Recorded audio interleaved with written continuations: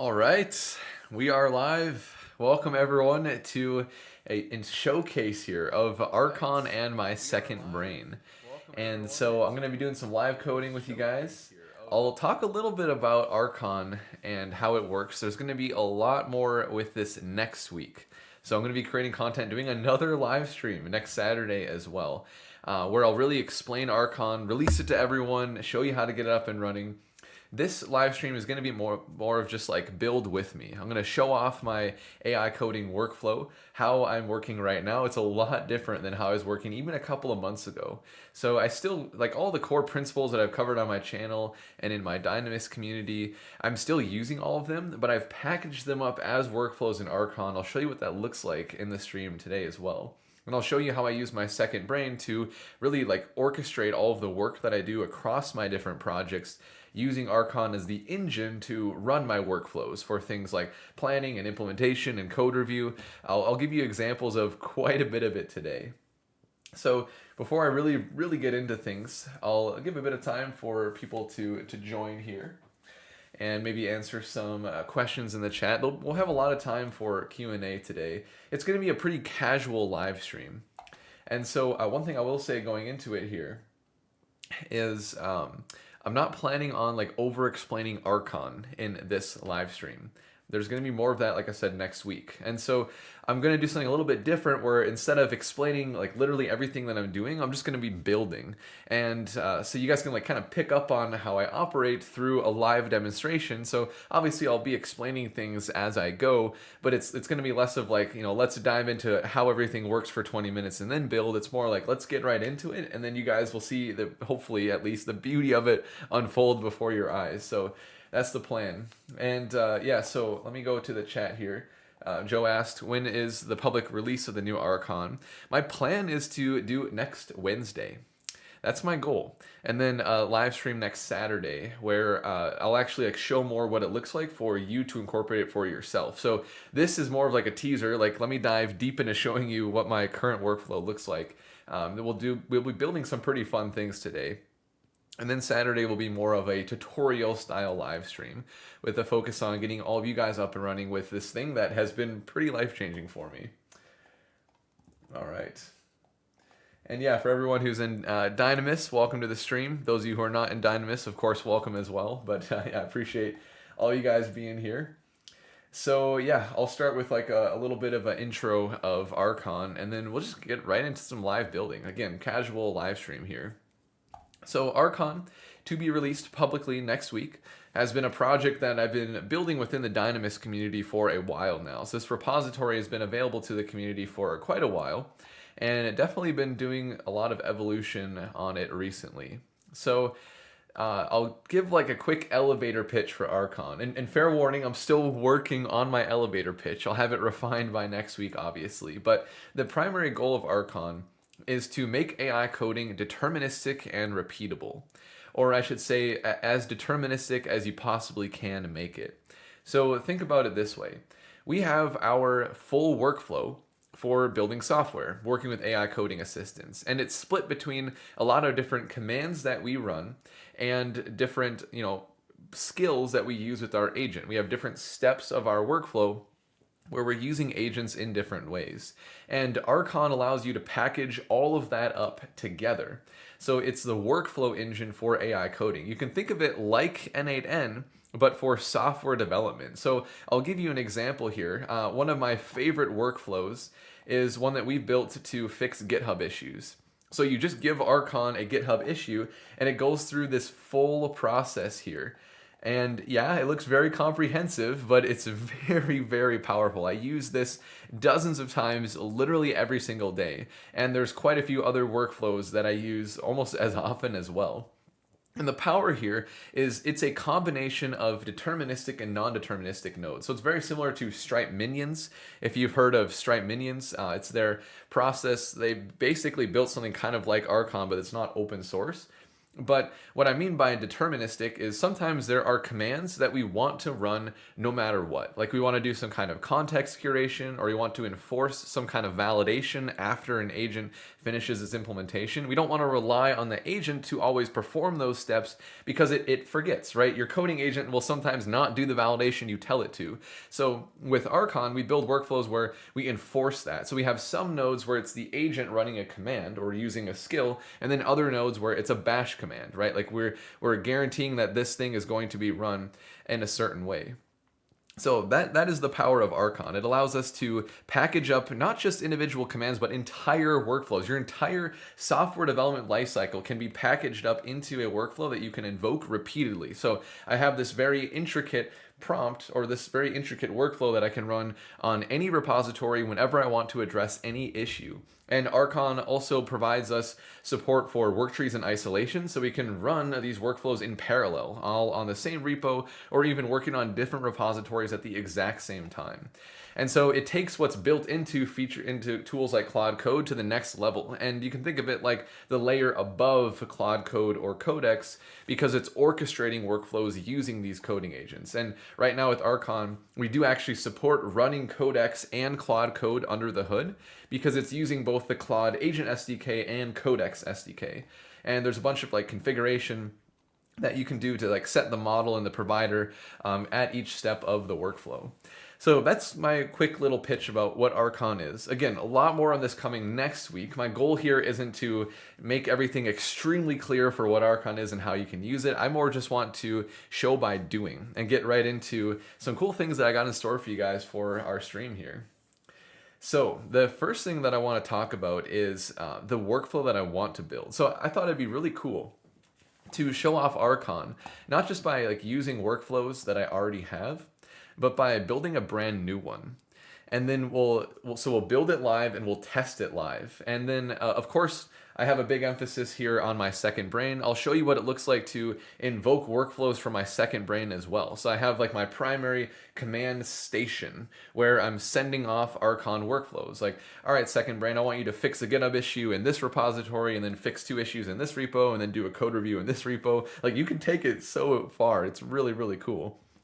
And so I'll give you a quick demonstration of this right now. So I have a Claude Code session that's open up in my second brain. So my Dynamis engine, I call it, that is my second brain. It's similar to OpenClaw. I actually took a lot of inspiration from OpenClaw when I built this. And I have access to Archon here. So I can just say load the Archon skill. And it's going to instantly understand how Archon works, the different workflows that it has access to and how it can use them. And so now what I can do is I can point it at a repository, and I can even list out the projects that I currently have loaded into Archon. So for example, I can say, use the Archon CLI to tell me the projects that I have loaded into Archon. And so whenever you first run an Archon workflow in a project, it actually like makes that tie. So now that project is associated with Archon, so that like what I can do right here is I can just like quickly list out, what projects do I have available. So we'll let the CLI run. Archon is configured as a CLI with a skill to help your second brain or whatever coding agent understand how to leverage Archon and how to use these workflows. So these are the 2 projects that I have loaded into Archon right now. And so, for example, what I can do here, this is just kind of for the sake of a demonstration, is I'm going to go back into my speech-to-text tool and I'll say, I want you to analyze the RAG YouTube chat codebase. I want you to figure out some kind of issue that we have with the README, just for the sake of a quick demo here. And then I want you to make a GitHub issue for this. Then I want you to run the GitHub issue fix Archon workflow to fix this in the background. And then I want you to monitor the workflow. So we can also have our Claude Code or our second brain or whatever monitor the workflow as it's being run. So just for the sake of a demonstration, I'm kind of like artificially creating an issue here. So I'm having it find one, make that issue, and then run the workflow. But you can imagine that on a real project, you're going to have this massive backlog of issues. Like we have 35 issues that we've created right now in the Archon codebase itself. And so what you can do with Archon is you can literally just like start listing off a bunch of numbers to your second brain. Like, hey, we got issue 963, 961, 957, 955. Go and spin up 4 GitHub issue fix workflows to fix all these in parallel. And yeah, I mean, that's going to take a good amount of tokens because it's going to be running quite a bit of Claude code all at once. But man, the amount of work that you can do in parallel is nuts. Like my AI coding, when I first got into using like Windsurf and Claude Code, it was like a 10x over what I did when I was coding manually or just using tab complete. And now Archon feels like another 10x on top of what I have already done. So at this point, I'm like coding 100 times faster than I was even a couple of years ago now, or like 3 years ago. It's pretty crazy what this tool enables. And so let me go back here to my second brain. So, okay, so what we did is it found an issue with the README. It created the GitHub issue here. And then, after creating the issue, it ran the Archon workflow. So you can see that it called out the Archon fix GitHub issue workflow. And I'll show off in a little bit what these workflows actually look like. But it runs the workflow. And then now that's just a background task that we have in our second brain session. And so it can kind of just like keep checking in on it over and over again, right? Like I can always ask like, check on the status of our workflow, or because it's running in the background, we can go ahead and just kick off another one. Like if I want to review some pull requests that we already have. So it's very flexible how we use Archon. We can use it just as background tasks to do a bunch of work, just delegate a bunch of work through this workflow that we've built ourselves. It's just taking how we'd usually use AI coding assistants and packaging up into something that's repeatable and reliable. So I'll just let this run here, and while we do that, I'll show you quickly what it actually looks like. So this is the Archon repo, just cloned locally right now. If I go into the .archon workflows folder, if we go into the defaults here, these are all of the workflows that I have packaged up by default for Archon. And so when I release Archon next week to everybody, then you're going to have, like when you run Archon yourself, you're going to instantly have access to all of these workflows, and they're general in the sense where they'll work right away on any repository, any code base, any tech stack. And you can use Claude Code or Codex. And so we have like a comprehensive pull request review. We have one to help you create an issue, one to help you fix GitHub issues, creating PRDs, going through piv loops. That's like my core process for building features or bug fixes. Oh man, there's so many. We have like a whole like Ralph one. If you want to run a Ralph loop to build an entire proof of concept end to end, you can do that. We have so many default workflows for pretty much anything you're going to want to do with AI coding assistance. And I'll show you what one of these workflows looks like really quick. So obviously with the Archon skill, we teach Claude Code or whatever coding agent how to build Archon workflows. So it's not like you have to understand all of the parameters in the YAML here, but I'm just giving you like a little bit of a glimpse into what these workflows look like. So we have the description for the workflow.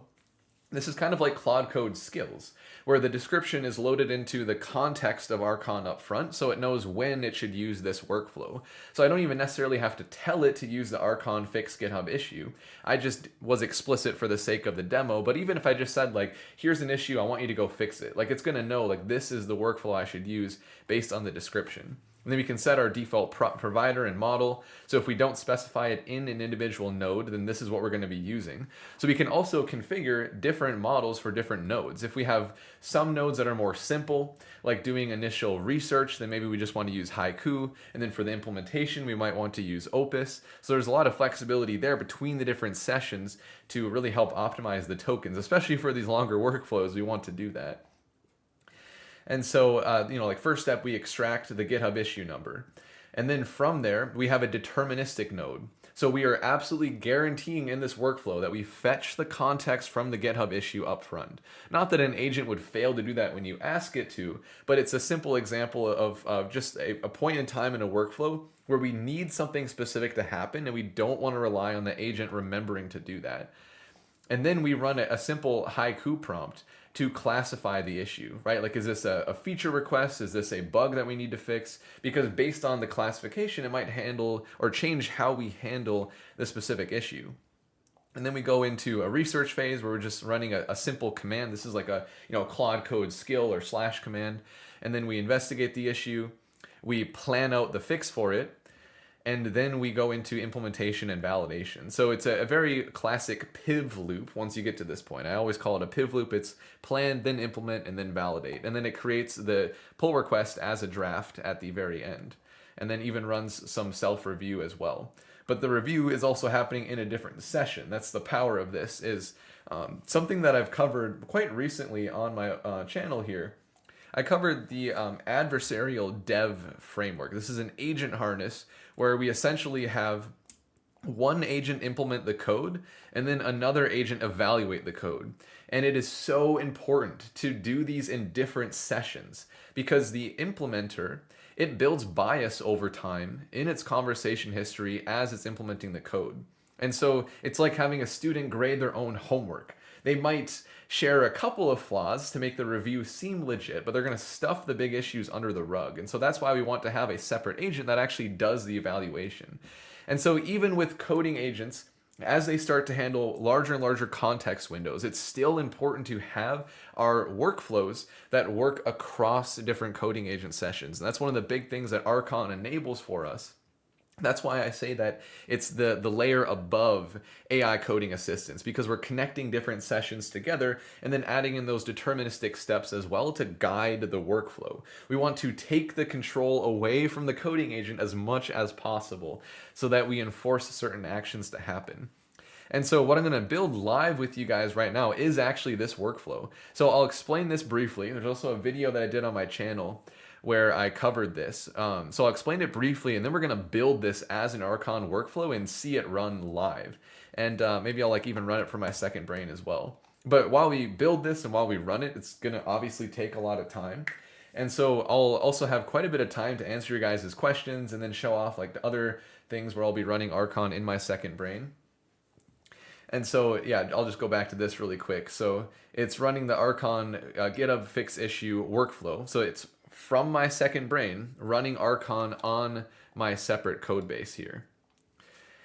And so it's in the middle of, this workflow goes on for a while because there's quite a few nodes. It's a 21 node workflow here, but the classification is done. So it understands the issue. Now we're getting into the research and fixing of the issue. And another thing that'd be really cool to demonstrate here is the application that I'm working on here, my YouTube rag chat.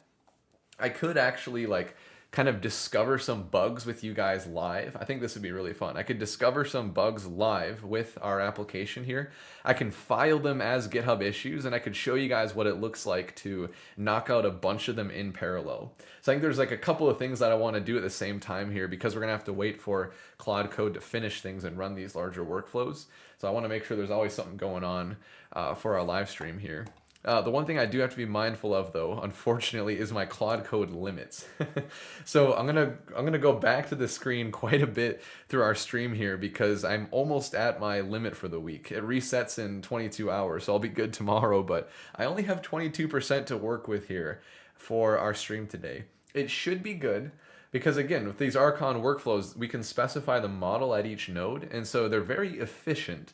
But there is a lot that I'm going to be kicking off at the same time here. And then when I'm actually building the workflows, I definitely want to use Opus. And so it's going to be a little bit of a token heavy session here. And then I still have, luckily, 64% of my 5-hour limit. That should be good enough. We will see. Worst case scenario, you guys might get to see me buy my second Claude Code subscription in the middle of this live stream here. We will see.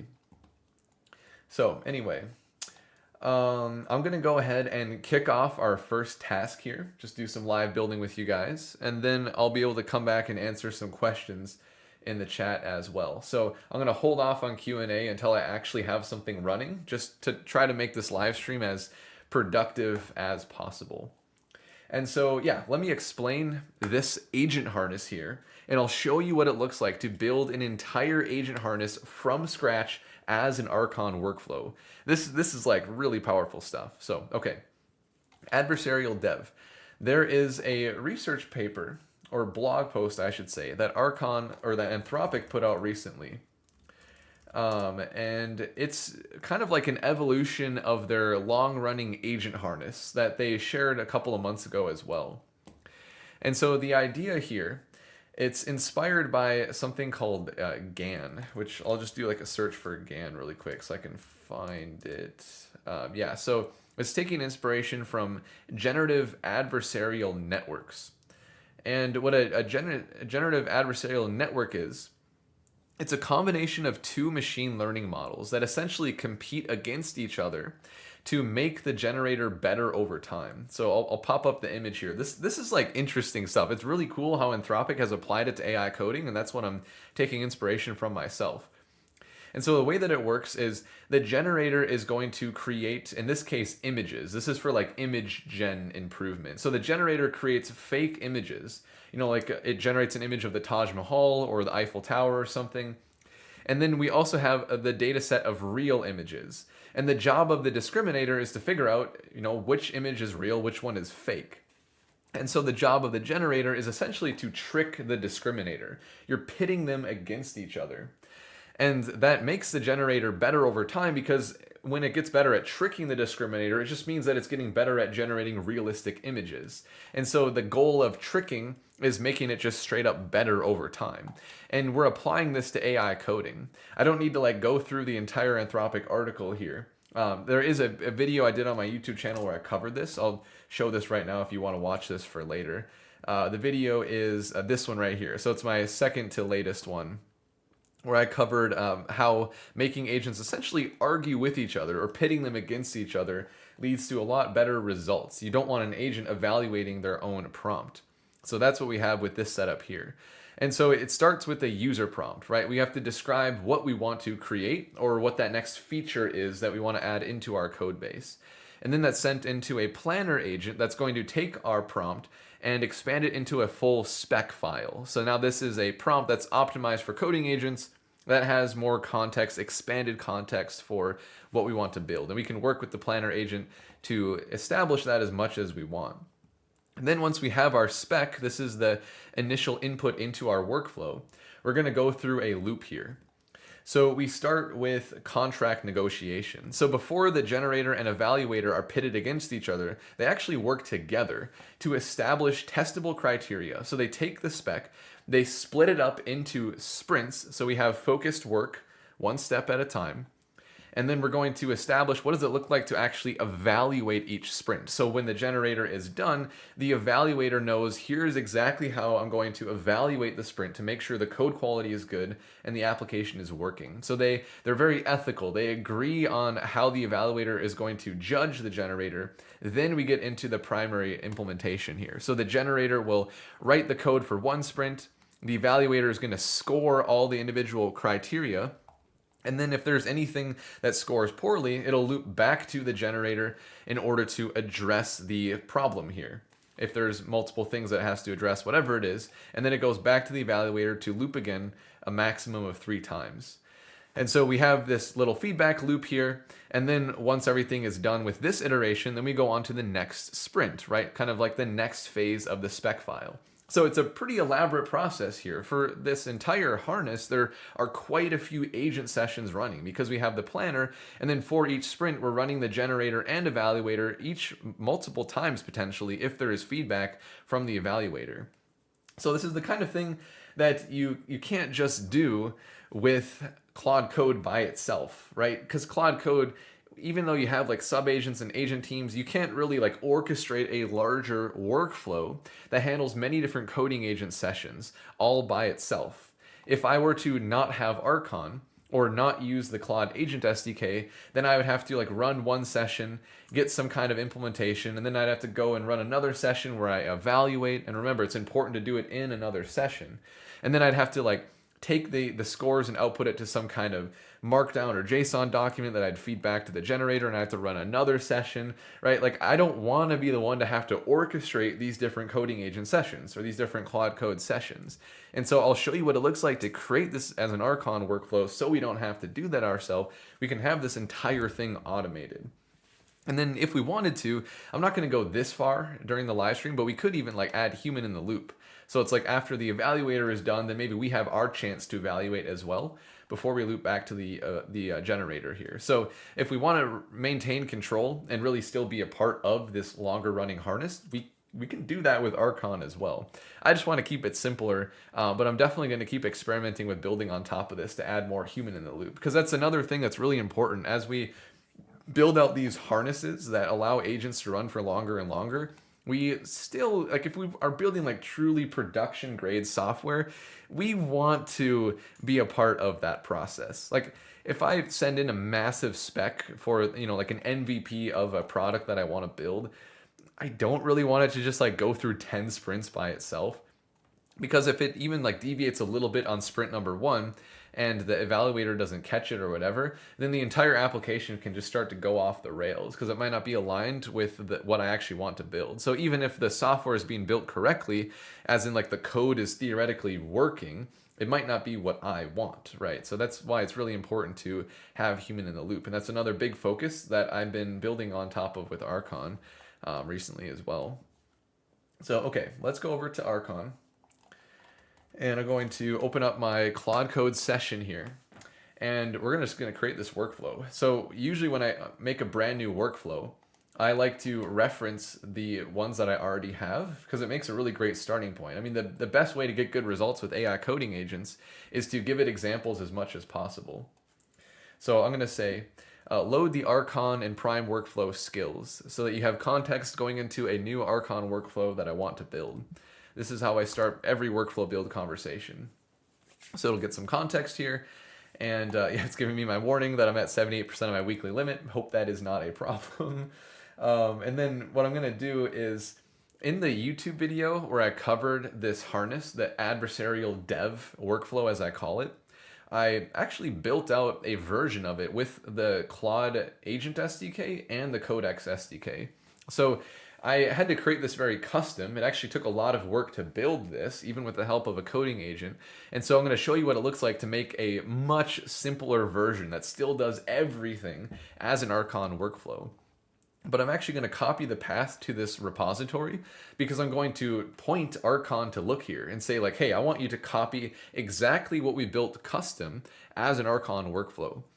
And it'll have to like think through how it wants to go through each of the nodes here, right? Like we have the planner node, we have the generator and evaluator, and we have this sort of like feedback loop here. There's quite a bit that's going to go into this. And so that's why I thought it was a really good demonstration to build live with you guys in a stream, because it's not trivial, like very much not trivial. So let's go back here. Okay, so it loads the skills, it knows how to build workflows, and it knows all the available ones that it can reference. So I'm going to give it the path to the adversarial dev repo, and I'm just going to do like a little bit of a brain dump here. So I want you to read the README for this repository I gave you the path to. I have a Claude and Codex version of a harness that I want you to create as an Archon workflow. So I want you to spin up subagents to dive deep into this code base to understand how the harness works. And then I also want you to explore the available workflows that we have in Archon already. So you can take inspiration from how we set up the nodes there, and then think deeply about how we would apply that to this new workflow for the adversarial dev. And before we actually build the workflow, I want you to give me a summary, your plan of attack here. Like, how are you going to build this workflow? What are the nodes going to look like? How are you going to have the feedback loop between the generator and the evaluator? That kind of thing. All right, so there we go. So this is going to take a little bit here because we wanted to do quite a bit of research and reasoning. And so while this runs, I'm going to go back to our second brain because I'll show you what it looks like when the workflow is done. So you can see here that like there's quite a bit of output just as it was monitoring the workflow. So my second brain kicked off the GitHub issue fix workflow, and then it's just tracking it over time, right? Like here's a status update, here's a status update, and then finally the workflow is done. And here it even tells me the final pull request that it created. And so end-to-end, Archon handled all of this. I mean, yes, I could just have my second brain address the issue on my repository itself, but the goal of Archon is to make our workflows reliable and repeatable. I don't have to think about my entire process of classifying the issue and then researching it and then implementing it and then creating the pull request. All of this, like a very comprehensive workflow, just happens entirely for me. All my second brain has to be told is like, hey, here's my issue, use Archon to fix it. Like, it is that simple. And so if I go over to the repository now, and I go to pull requests, we have this one that was open just 11 minutes ago by the Archon workflow. And it's put in draft mode right now, but I could open it up and say that it's ready, and then I could go and merge it here. So this, just for the sake of demo, was a super simple change I wanted to make to the README. But you get the idea here. Like, obviously, most of the time I'm using the GitHub issue fix workflow to work on some pretty elaborate things. And yeah, maybe I'll show this in a little bit as well, but we could go through a more complex example where I'll actually like find some problems here, create them as issues, and then if my token budget allows it, I'll try to knock out a few in parallel here. So we've only used 3% of our 5-hour limit so far in our stream. Like, that's not much, so I should be good. But yeah, let me go ahead and open up the implementation here. So it's still in the middle of exploring. So it's going to provide some suggestions to me for the workflow in a little bit, and then we'll get into creating it and running it here. So while that's going, I'll go to the chat here, answer some questions from you guys.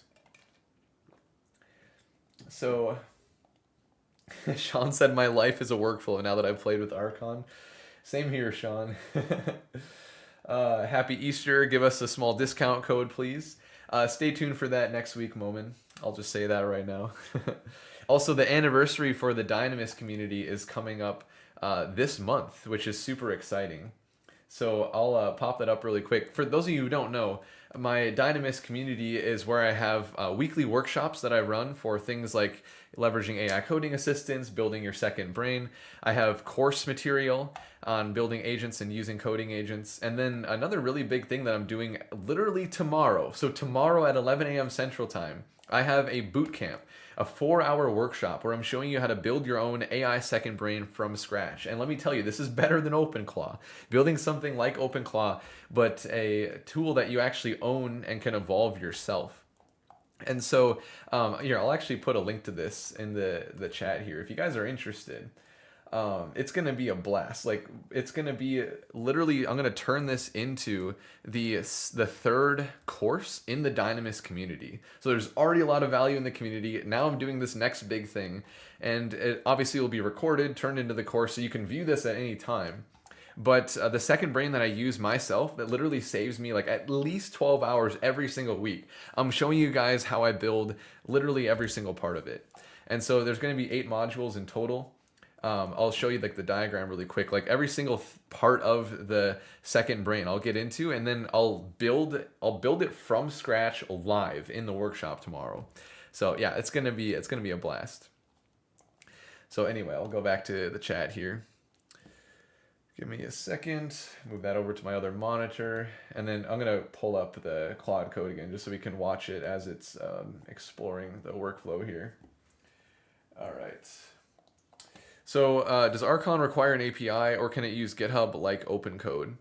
So right now, Archon supports using the Claude Agent SDK and the Codex SDK. And for both of those, you can use your subscription, so you don't have to pay for API costs, which would be quite expensive if we had to. Now, there has been a little bit of controversy recently around using your Anthropic subscription with the Claude Agent SDK. But there was an X post that was made recently that was like very clear. Like, if you are just using the Claude Agent SDK for personal use and experimentation, then you are allowed to use your subscription. They just don't want you to use your subscription if you're building a business on top of the Agent SDK. As in, you have other people that are actually using your subscription. That is not allowed. But for the sake of running Archon locally, or even running your second brain, I use my Anthropic subscription with my second brain as well. You're totally good. They made it very, very clear here. I don't think they can go back on their words when they clarified this after they made some changes to the docs that started to create this controversy for people. So yes, when I invoke Archon, like what you guys are seeing right here, it is indeed using the Anthropic subscription with the Claude Agent SDK. Or I guess this is the example here. When I was using it with my second brain, both my second brain and Archon were both using the Claude Agent SDK. But it's a good question, though. All right. Anyone else get their buddy pet yet? I did actually get mine. Here, I'll show you what mine is. Did they remove it now? Because I think that was an April Fool's joke, wasn't it? Can I do? Oh, I can do slash buddy still. So I got Welt, a polite phantom who materializes at seg faults and gently suggests fixes, with the patience of someone who has literally all the time in the world, which makes them insufferable during tight deadlines. That's my guy. So it's tied to your account. So if you go into Cloud Code and run slash buddy, it'll give you the same ghost every single time. And then you can turn it off by doing slash buddy off. I found that out yesterday because I don't necessarily want this personality guiding all of my Cloud Code sessions going forward. But it's cool to play around with. All right. Cool. So yeah, let's close out of this session here because of course we'll come back to the chat again when I'm doing some more building, but it came back to me with its recommendation for building this workflow here. So it finished doing all its exploration with subagents. It has a deep understanding of the harness that I was showing you guys earlier from Anthropic, and then also how to build workflows with Archon. All right. So it gives me the core challenge here because this is a fundamentally difficult workflow to build. So there are some things we're going to have to think creatively about here for the Archon workflow, but of course it has a solution here. So we're going to have a single loop with fresh context true, where each iteration reads state from the disk, plays one role, writes output, and advances to the state. So when it talks about a role, it's talking about either the evaluator or the generator. So here's the proposed structure. We're going to go into the plan mode. So that's our planner. We're going to initialize the workspace, right? So we're creating a new space. We're going to add all of our code. And then we go through the adversarial sprint. So this is where we break up the spec, and then we knock things out in a loop, each one of the sprints that we create from the spec. So, okay, the adversarial sprint, this is where I really want to make sure we got things good here. So, very important, there's a parameter in Archon where we can say that for the next node, we want to start with a brand new context session. So we actually have the flexibility in Archon where we can have another node continue the conversation from the prior agent or start fresh. But the whole point of this adversarial dev harness here is we want the evaluator to start in a brand new session so it doesn't carry over the bias from the implementer. That's right. So that's why we want to make sure that this is the case. So each iteration is going to read from a state JSON file. And this JSON file is going to tell it which one of the roles we're reading from here. So are we creating our sprints from the spec? Are we currently implementing something from one of our sprints, or are we the adversary? Are we being that nitpicky QA engineer that is evaluating the outputs of one of the sprints, based on the criteria that we have established in the negotiation? So one thing I noticed with this that I'm not going to be picky about here is the negotiation isn't really like two agents talking to each other. It's kind of just like one node. I'm just going to leave that though. I think that's fine for the sake of, because like I said, I want to create a couple of iterations of this harness. I want to start simple and then I want to add in, make it more comprehensive and like start adding in more human in the loop. But I think this is a really good starting point here. So maybe I'll ask it to ask me some questions. We'll see. So it's going to create the pull request at the end and then provide a report to finish things off.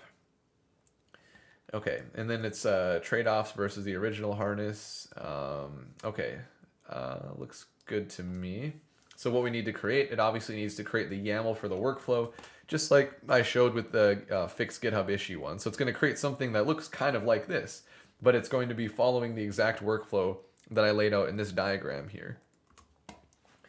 And then it needs to create the command files. So each one of the nodes, the beauty of Archon is like we can describe that's not like here we go, like we can describe a prompt in line if it's short enough, or if you saw like for some of these phases we just reference the command, so it can just use a skill or a slash command that we have stored separately so that we don't have to have massive prompts just written in line in our workflow YAML.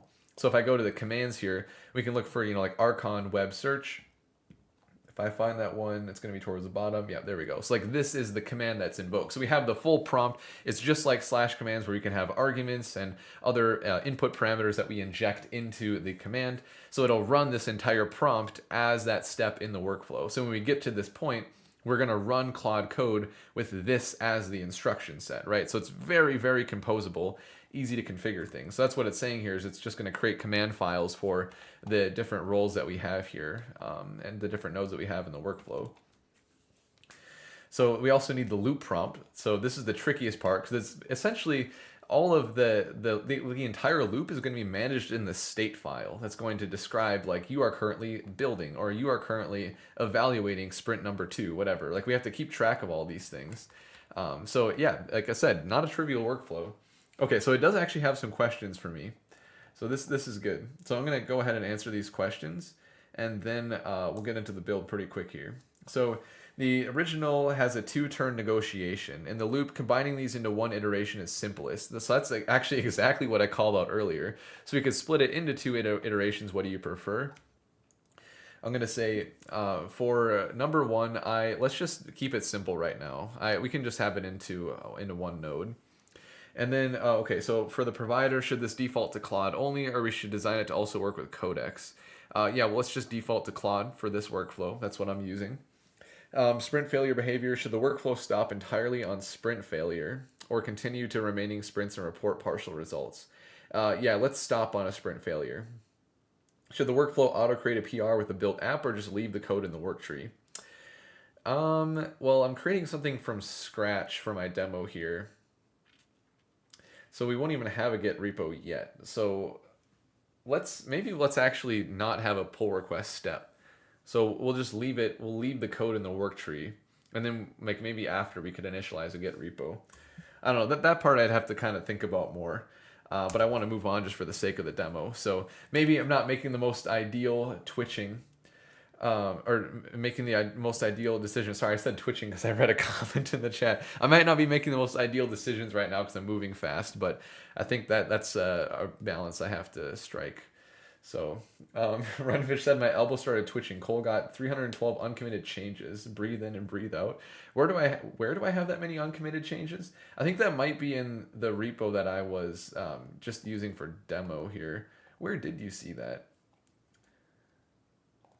Because I like for the Archon codebase itself, I have everything committed. I don't know where you saw that exactly. But anyway, so I'll let it reason here. I'll go back to our chat. Let's see what else we got here. Moment said I'll get back in for the second brain workshop. Pick on what I missed. Sounds great. Appreciate that. All right.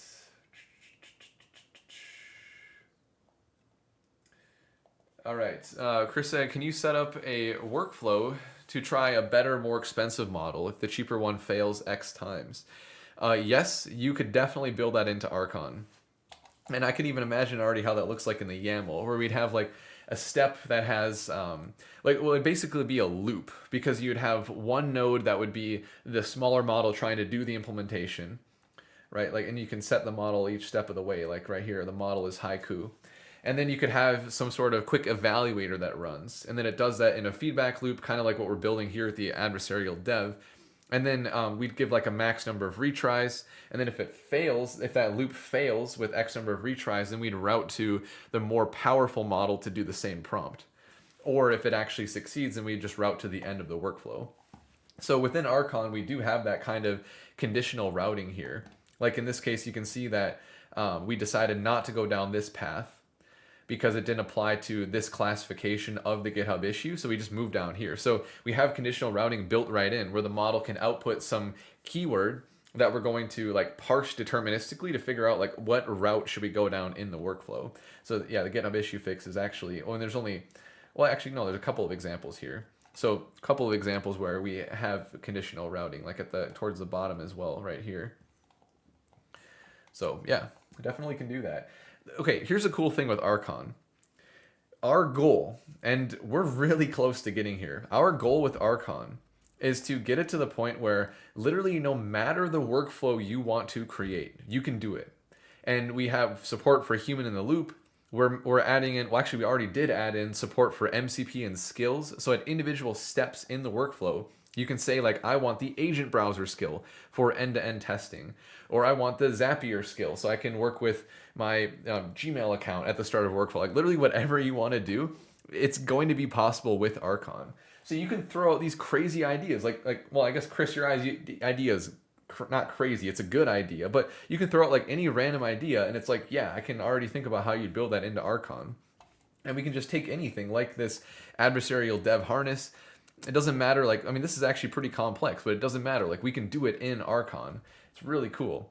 And I'm not focusing on this yet, but you know, another thing with Archon is we're focusing on AI coding right now, but you could think of like any kind of agentic workflow for a business use case that would benefit from being an Archon workflow as well. Because one of the things that makes most AI proof of concepts fail at an enterprise level is that they're giving too much control to the agent. They want the agent to remember to send a follow-up email at the end of a conversation or whatever that might be. Instead of giving that power to the agent or that responsibility to the agent, we can extract it out to a deterministic step in an Archon workflow. So we can make anything more reliable, not just AI coding. So not to spoil the like long-term vision for Archon too much, but I think this might even evolve to be more than just a tool for AI coding workflows. It could be like anything you want to do with an agent, and we might even like integrate with other agent frameworks and things like that. It's a little bit far out there, but just showing you guys, shedding a little bit of light on like how far we could actually take this. It's pretty cool. So this is like the biggest passion project of mine right now, honestly. So yeah, let's go back to. All right. Oh wow. It actually already built the workflow. So I answered its questions and it just thought that was good. I mean, I guess I'm fine with that. Maybe I would have wanted to talk to it a little bit more before we went right into the build, but also is quick enough where it doesn't really bother me. So there we go. We have our Archon adversarial dev workflow. I'll check it out in just a second here, but let me just see what it said. So we have the 4 nodes with the plan, initialize the workspace, and then the whole loop here with our state JSON. The report at the end, we took out the pull request because I'm just going to demo creating a code base from scratch here. Yeah, the other thing that I want to check is the model that it's using, because I definitely want to use a cheaper model right now because I'm close to hitting my limit. So let's go into the workflows. We have the Archon adversarial dev. Let's take a look at this right now. So we got our description. When the user wants to build a complete application from scratch using adversarial development. So these are like the triggers. Like if I call it something like this specifically, then it'll know to use this Archon workflow. So we have the planning stage. So we just have the prompt in line here.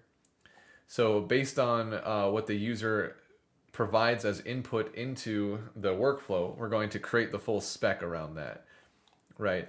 And then we're going to initialize the workspace. So this is a deterministic step, right? So we're running a bash command. We're not actually running the coding agent here. So we're just setting everything up. We're initializing a Git repository, doing all these things that the agent might forget to do.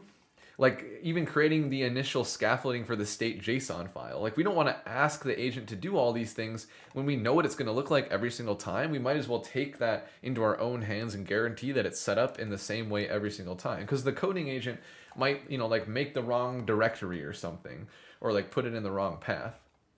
And then we get into our loop here. This is the thing that I'm like a little bit nervous for. So we'll see. We'll see what this looks like.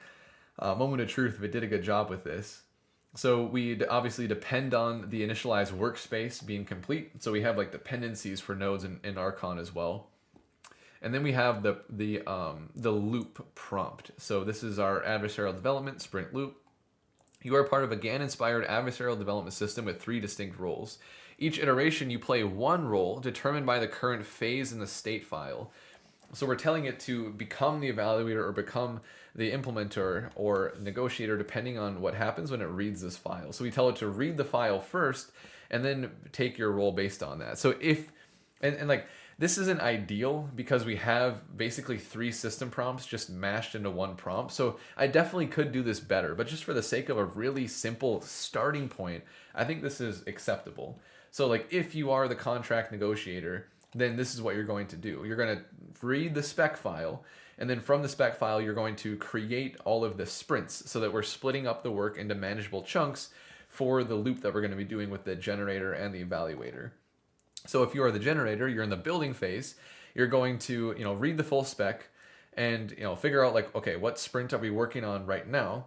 And if it's a retry, as in you're working from feedback from the evaluator, make sure that you actually address the feedback from the evaluator. Otherwise, go ahead and make the implementation for the this current phase and then update the state JSON to evaluating. So continuing to leverage this to keep track. And so we're going to reference that obviously in every single one of the prompts for the roles.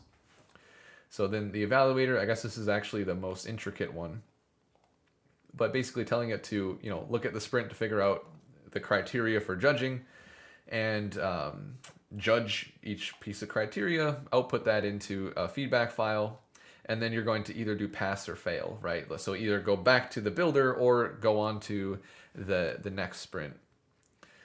Pretty cool. And then we just give the final report at the end. So I like this. One thing though is that we don't actually specify the model here.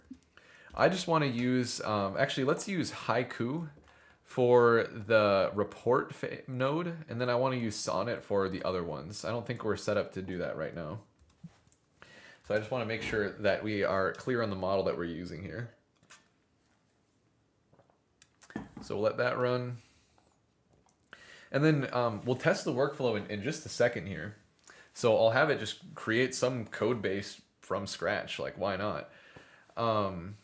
And then while this is running, it's gonna like obviously take a while. And so while it's running, then we can do the other test where I'll like show you what it looks like to address things with our second brain. So we'll dive into this application, we'll find problems, we'll make issues, and then I'll talk to my second brain about these issues and then start all the workflows in parallel. This will be like the ultimate test that might suck a lot of my credits, but we're still at 42% here, so we're looking pretty good. Okay. So now at the top here, we have the default model of Sonnet. So we don't have to specify it for any of these nodes ourselves, just because it'll just inherit the default. But then at the very end here for the report, then we're just saying we want to use Haiku, because it might as well just be a fast and context efficient or token efficient one, because it's nothing complex that we're doing at this point of the workflow. So okay, we're looking good. So I'm going to open up a brand new Claude Code session here, and I'll invoke this workflow. One other thing I want to ask it though first is the workspace. So when you initialize the workspace, where is it going to be put? Because I just want to make sure that we don't like check it into the Archon repo or something. Because I'm just trying to think about like different things that could go wrong that I want to address here to make sure that we're good. So the app gets built in, right? So artifacts directory, this is one of the parameters for our workflow. It resolves to something like .archon workspaces owner repo artifacts. Okay, so for example, this is where it would put something. Yeah, I guess that's fine. Whatever. Okay, we'll do that. I mean, I could maybe make it so that it's like a parameter going into the workflow if I wanted to, but again, just keeping it simple here. So, actually what I need to do first is I need to figure out like what application I'd actually make. Because right now the world is our oyster for what we could build. We're just going to create something from scratch here. So let's think about that. Actually, I'd be curious if anyone in the chat has a suggestion for an app that we could build. If anyone wants to share. I'm down to do something kind of random. Will the second brain work with the Claude subscription? Yes, it will, because it's a personal usage of the Claude Agent SDK. Yep. Just make sure you tell Opus to deploy Opus agents. Use the hell out of that prompt caching. That's right. Yep, take advantage of prompt caching. All right.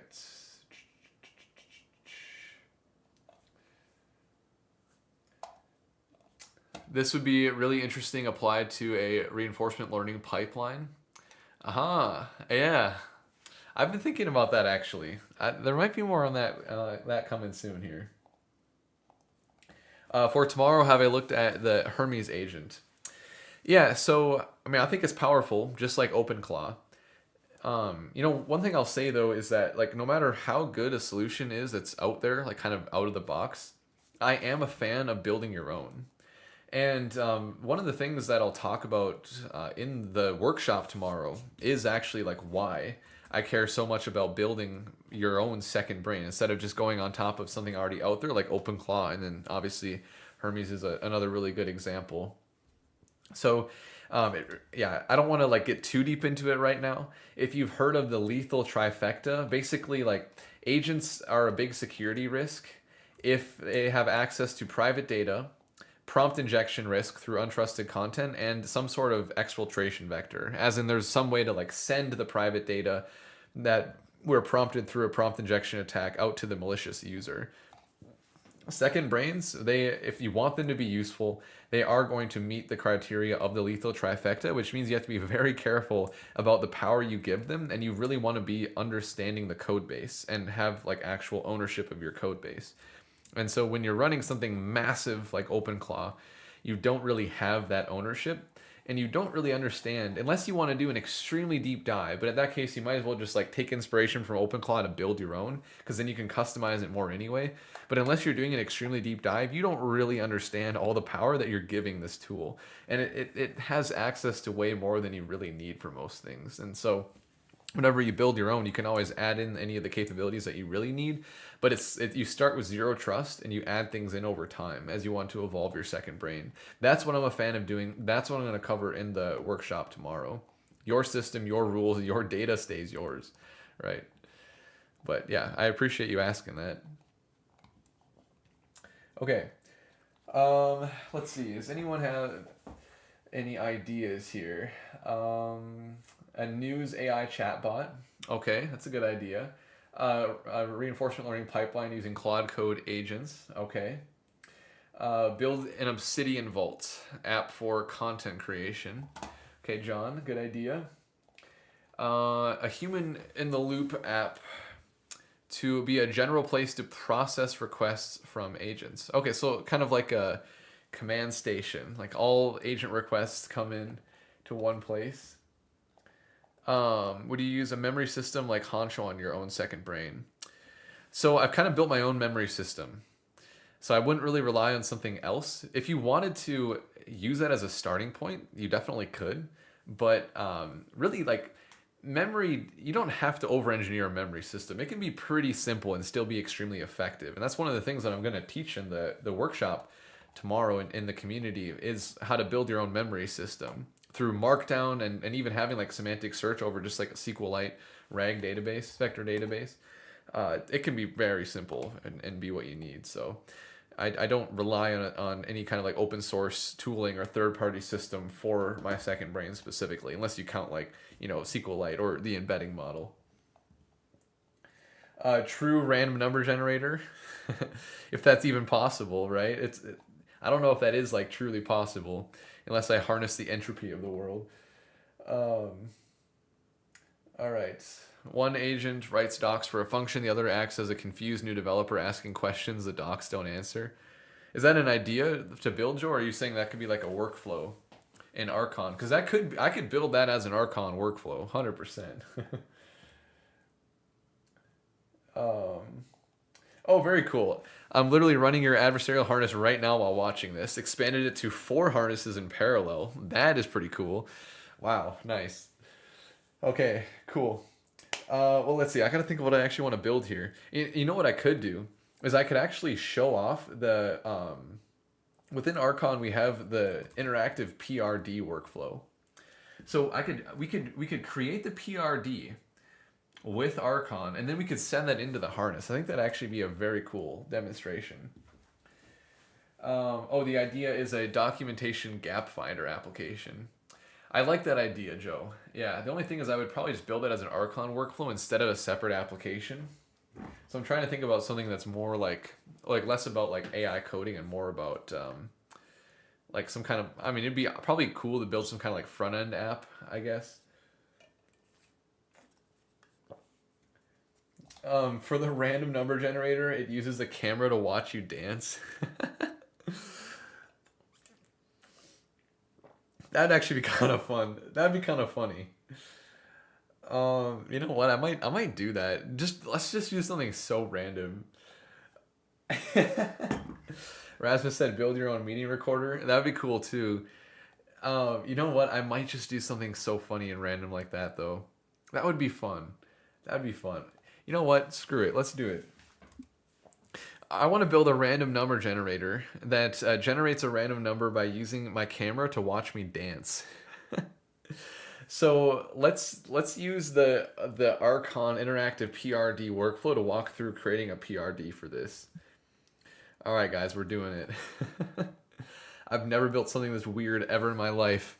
Let's go. All right, so it starts by loading the Archon skill, so it knows the workflow is available, and then it's going to use the Archon CLI to invoke this. So we'll create the PRD together.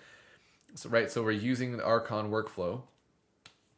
And then this actually has human in the loop. So we get to see human in the loop where it'll like ask us questions and build the PRD. And then we'll send that off we'll use that PRD to then invoke the harness workflow that we just built. So I'll try to go through this pretty quickly, but yeah, this will be fun.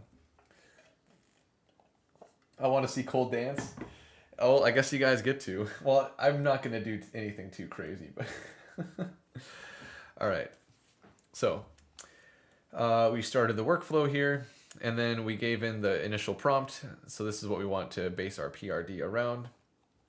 Okay, so the workflow is paused and waiting for you. So it has to like query into with the Archon CLI to figure out like, what are the questions it has for me here.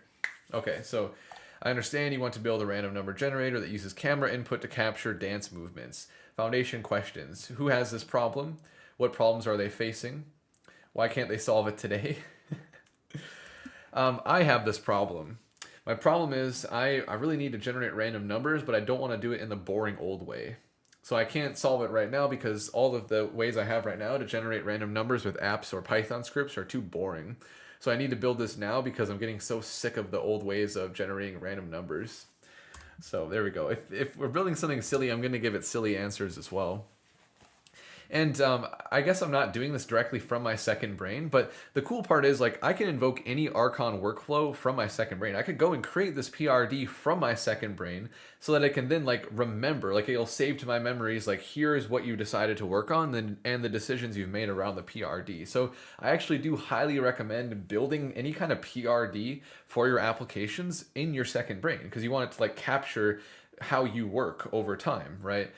And so I would actually highly encourage you if you start using Archon to build PRDs from your second brain. So you could do that directly, like my second brain, I have it running just in the Cloud Code CLI like you see here. I also have my second brain operating, that's the wrong browser window.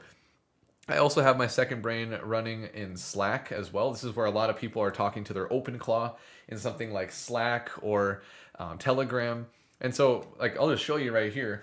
I have the Archon skill loaded into my second brain. You can do this with Hermes, OpenClaw, whatever. And so it already knows, like I can say, use the Archon assist workflow to summarize the README for, let's just say, the remote coding agent. That's one of the projects that I have loaded into Archon, obviously. And this will take a little bit because it's going to invoke the entire Archon workflow, but it'll read the skill and then it will call the Archon CLI and then like read the logs from running the workflow and give me the final output here. And so completely remotely, if I wanted to, I could kick off 10 different Archon workflows to fix 10 different GitHub issues all within Slack, just from my phone if I really wanted to. Or I could create a PRD here in Slack. The point is like, I love doing a lot of my initial planning with my AI coding workflows in my second brain because then it starts to anticipate how I answer questions, and it makes the PRD creation process like better and better over time because it knows how I work. So yeah, let's wait for this to finish here. Oh, I guess in the meantime, I'll go back and see where we're at with the human in the loop here. That is the wrong tab. This is the right one. Okay, so it's still running. So it's doing research based on my answers to the question. So it's going to come back in a little bit once it, I guess, probably would have like the next set of questions for me. We'll see what it does here. Anyway, here we go. So this is the summary that Archon produced from the README, or that Archon produced from the assist workflow that it ran. And I can even ask it here, like, oh, it had to set it. So it actually installed the Archon CLI on the VPS. There we go. So Archon version works. So cool. I could say like now summarize the README for the other project I have in Archon. So, there's like that one other project that I have loaded into Archon, into my Archon right now. So anyway, it's just cool. Just showing you guys really quick using Archon from Slack, just through my second brain. And yes, I am building something weird with Archon, 100%, but see what happens. It should also rate your dancing skills on a scale of 1 to 1,000 and use that as your random number seed. I could. Well, let's see it. Once it gets to the next stage of the PRD here, we'll see if it gives me the chance to share something like that. That would be funny. All right. You know, this is taking a long time. So what I might do is I might still go through this workflow to show it off to you guys, but I also might just invoke the harness workflow right away and just send in a simple request like I did here instead of sending in a full PRD. Because the planner expands it into a spec anyway, I just want to make sure that we're not like waiting around for a super long time. So let's go ahead and do that. So I want to build a random number generator that generates the number by looking at my camera and watching me dance and using, and okay, yeah, I wanted to like rate my dance on a scale of 1 to 1,000 and then use that as a seed to create a random number every single time. This is so weird. So yeah, I want you to use the adversarial dev harness that we just built as an Archon workflow in order to build this. All right. Let's go. You know, another thing that we have in Archon that I could use is I have the whole web UI. So I was showing this off earlier, but we can also invoke workflows from the web UI. So if I go into the chat here, I can just say, you know, like, use the Archon assist workflow to summarize a README for the remote coding agent. And this also gives us like a lot better logs than just like tracking it as a background task in Claude Code. So it's the main reason that I built the UI here. But everything that I've been showing you guys, running it in Slack with my second brain, running it in the Claude Code CLI, we can do that all in the web UI directly. So you can like see it working in the middle of working here and really just get more visibility to the actions that the agent is choosing, right? Like this is all using the Claude agent SDK under the hood. So it's streaming all the tool calls directly out to the front end here so we can see what's going on as it's working. It's one of the things that I am kind of like working on in the CLI version. It's just having better visibility. So that's pretty cool. And you can like you can definitely invoke different workflows in parallel from a single conversation in the web UI as well. And then also we can see here that we can also watch, like you can see that it's tagged as a CLI workflow. So we can watch the workflow from the web interface, even though it's invoked from our CLI. So if I view the logs for the workflow, we can see like we got the 4-node adversarial dev workflow with the main one here being the whole loop that's going to run as the third step here. So once it starts going, we'll start to see some of the tool calls here.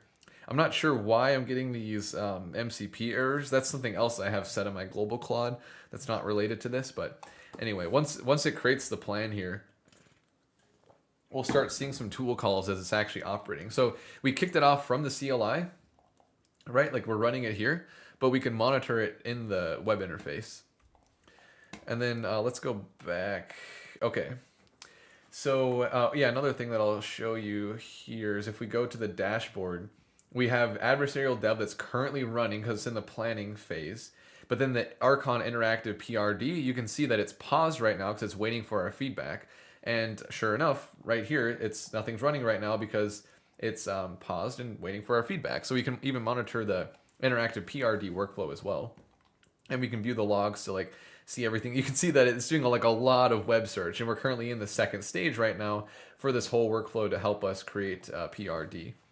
And there's definitely a bug that I have to fix here where the tool calls are still spinning, but that's something I'm already aware of. But anyway, we can like look into like all the actions that it made here as it was helping us plan for our PRD. And so it has our next question here. Well, actually it has some deep dive questions. So in one sentence, what's the ideal end state if this succeeds wildly? The end state is that I can dance and just see like a bunch of random numbers streamed out. The primary user is just going to be me. The job to be done. Let's see. Complete this when I can dance in front of my camera and then I can take the random numbers there and use it for my other applications. I don't know. It's kind of a weird question. Who is this explicitly not the target for? Um, this is not the target for serious developers. I guess I'll just say that. What limitations exist? Does this need to live inside the Archon web UI? No, this is going to be a standalone application, just a very basic standalone application. Does the output need to be cryptographically strong? Or is fun and visually interesting sufficient? You know what? Let's make it cryptographically strong. Sure. Any specific range for the number? Let's just do a random number between 1 and 1,000. All right, there we go. So I'll send off all my answers, and then what it does is it'll resume the interactive PRD Archon workflow. So it pauses whenever it needs feedback, and then it'll kick off the workflow again. And then if we go back to the dashboard, we can see now that it went from pause back into running. And so we can view the logs and see the operations that it's starting to do. So now we can see that instead of there being a check mark here for the node that it had currently paused at, we got the spinning icon for the next step in the workflow here. Very cool. All right. What else do we got here? If I go back to adversarial dev. Okay, so it's still running. So these are going to take a while, obviously. And also, I do want to check what my limit is with. Okay, so I'm at 49%. That's not too bad. I think I'm going to be able to push this here for you guys. All right. Because the other thing that I wanted to demonstrate, I mean, I'm just trying to show like so many different things with Archon right now. The other thing I wanted to demonstrate is the most common way that I use Archon, and that is handling a lot of issues in parallel. And so I'm going to actually go back to my second brain here. So I'm going to use my second brain for this demonstration. So I'm in this conversation where it was already working on my RAG YouTube chat application. So I'm going to test it out a little bit, find some bugs, and then work with my second brain to fix those bugs using Archon. So for example, let's send in a message, hi, and take a look. Okay, so the first problem I see is that it doesn't scroll down all the way, and then actually it kind of like snaps up so that the message as it responds is sort of like hidden below the chat input. So that doesn't look that good. Actually, I should be using speech to text here.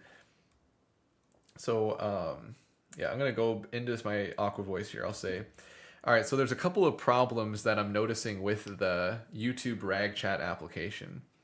The first one is when I send a second message in a conversation, it doesn't automatically scroll down.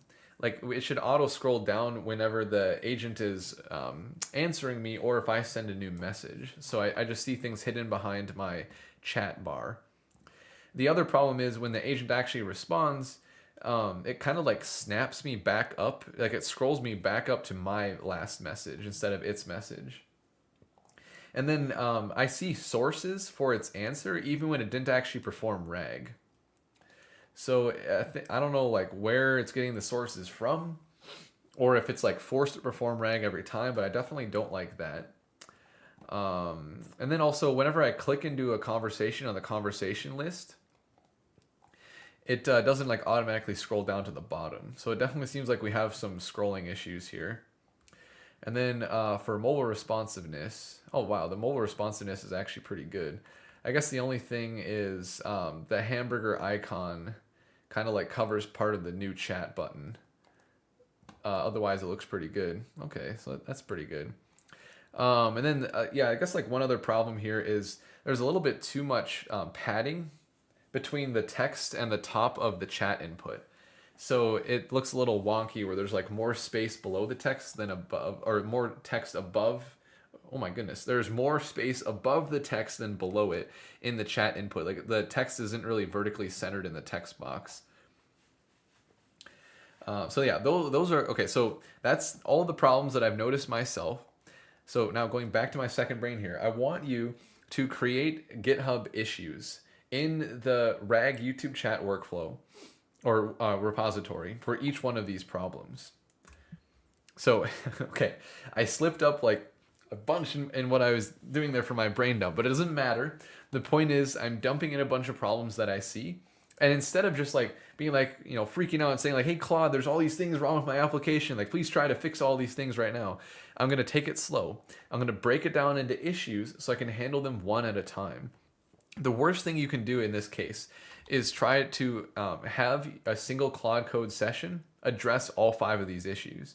Because if you really want to be comprehensive in your planning and implementing and reviewing, it's going to take way too much context, even if the issues are simpler, to handle everything appropriately in one session. And so we break it up, and we use GitHub issues as the way to break it up. And then we're going to fix it with different Archon workflows running in parallel. And take a look, it even recognizes that. Like, you want me to kick off Archon workflows to fix any or all of these. So I can say, yeah, I want you to invoke the Archon GitHub issue fix workflow, 5 of them in parallel to handle all of these. And then I want you to monitor them and let me know once the pull requests are created for each one of them. And then boom, there we go.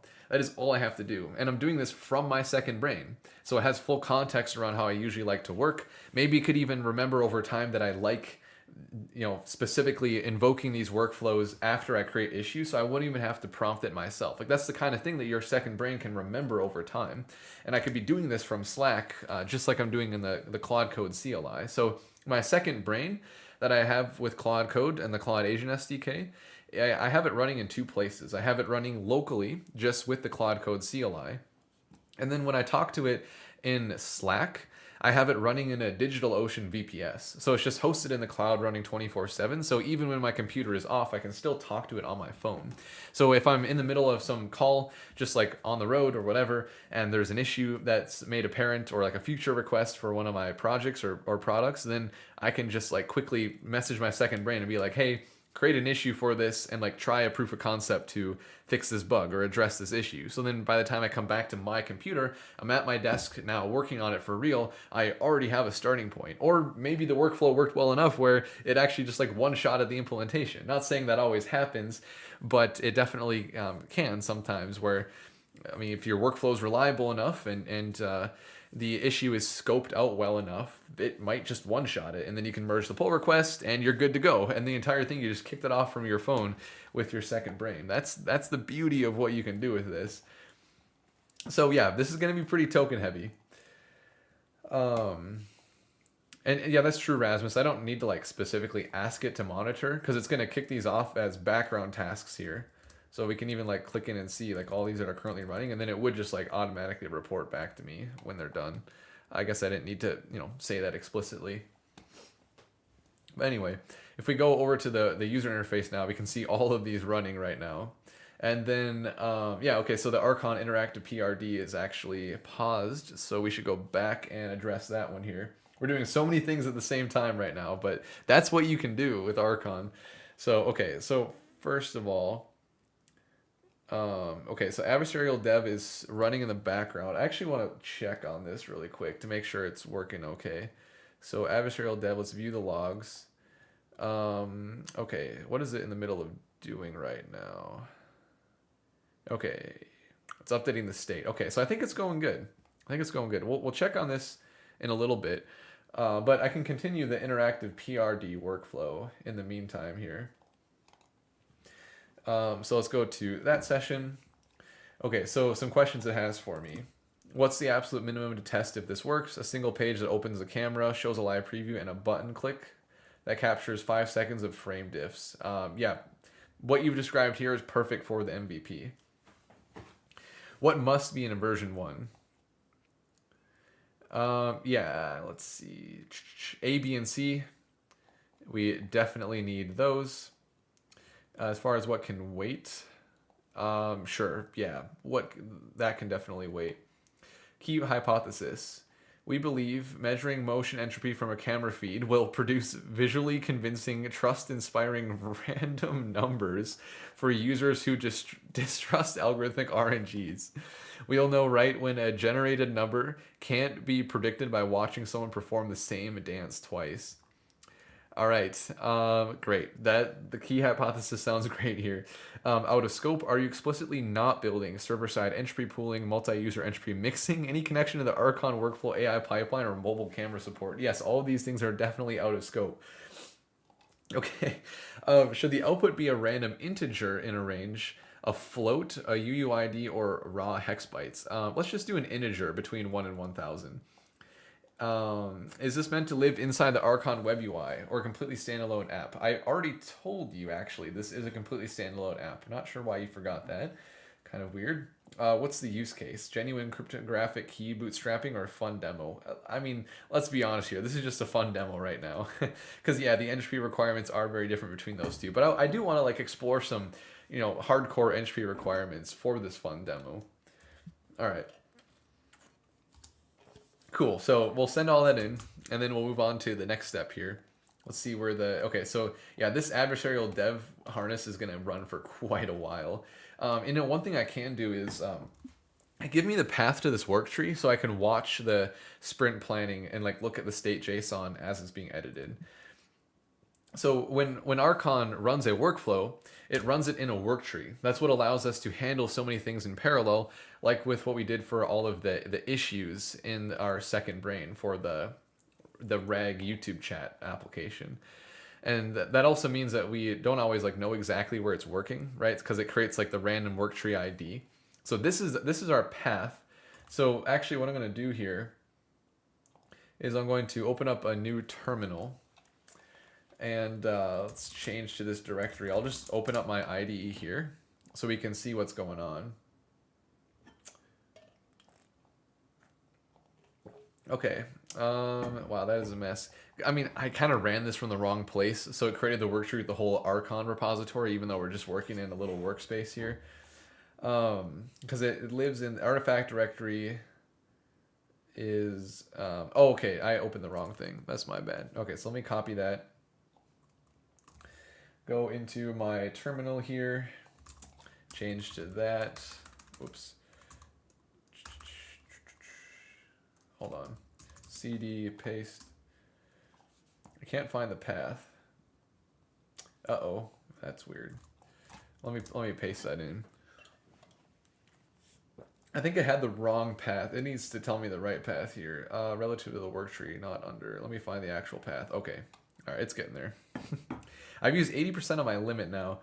All right, I'm getting a little close, a little nervous about that. Well, no, I'm still good. So like this is gonna suck quite a few tokens, so we're probably gonna get close to the limit by the end of the live stream here. As long as I don't hit this 100%, because there's still more work I have to do to prepare for the Second Brain workshop after the live stream right now. Oh man, we'll see. We'll see.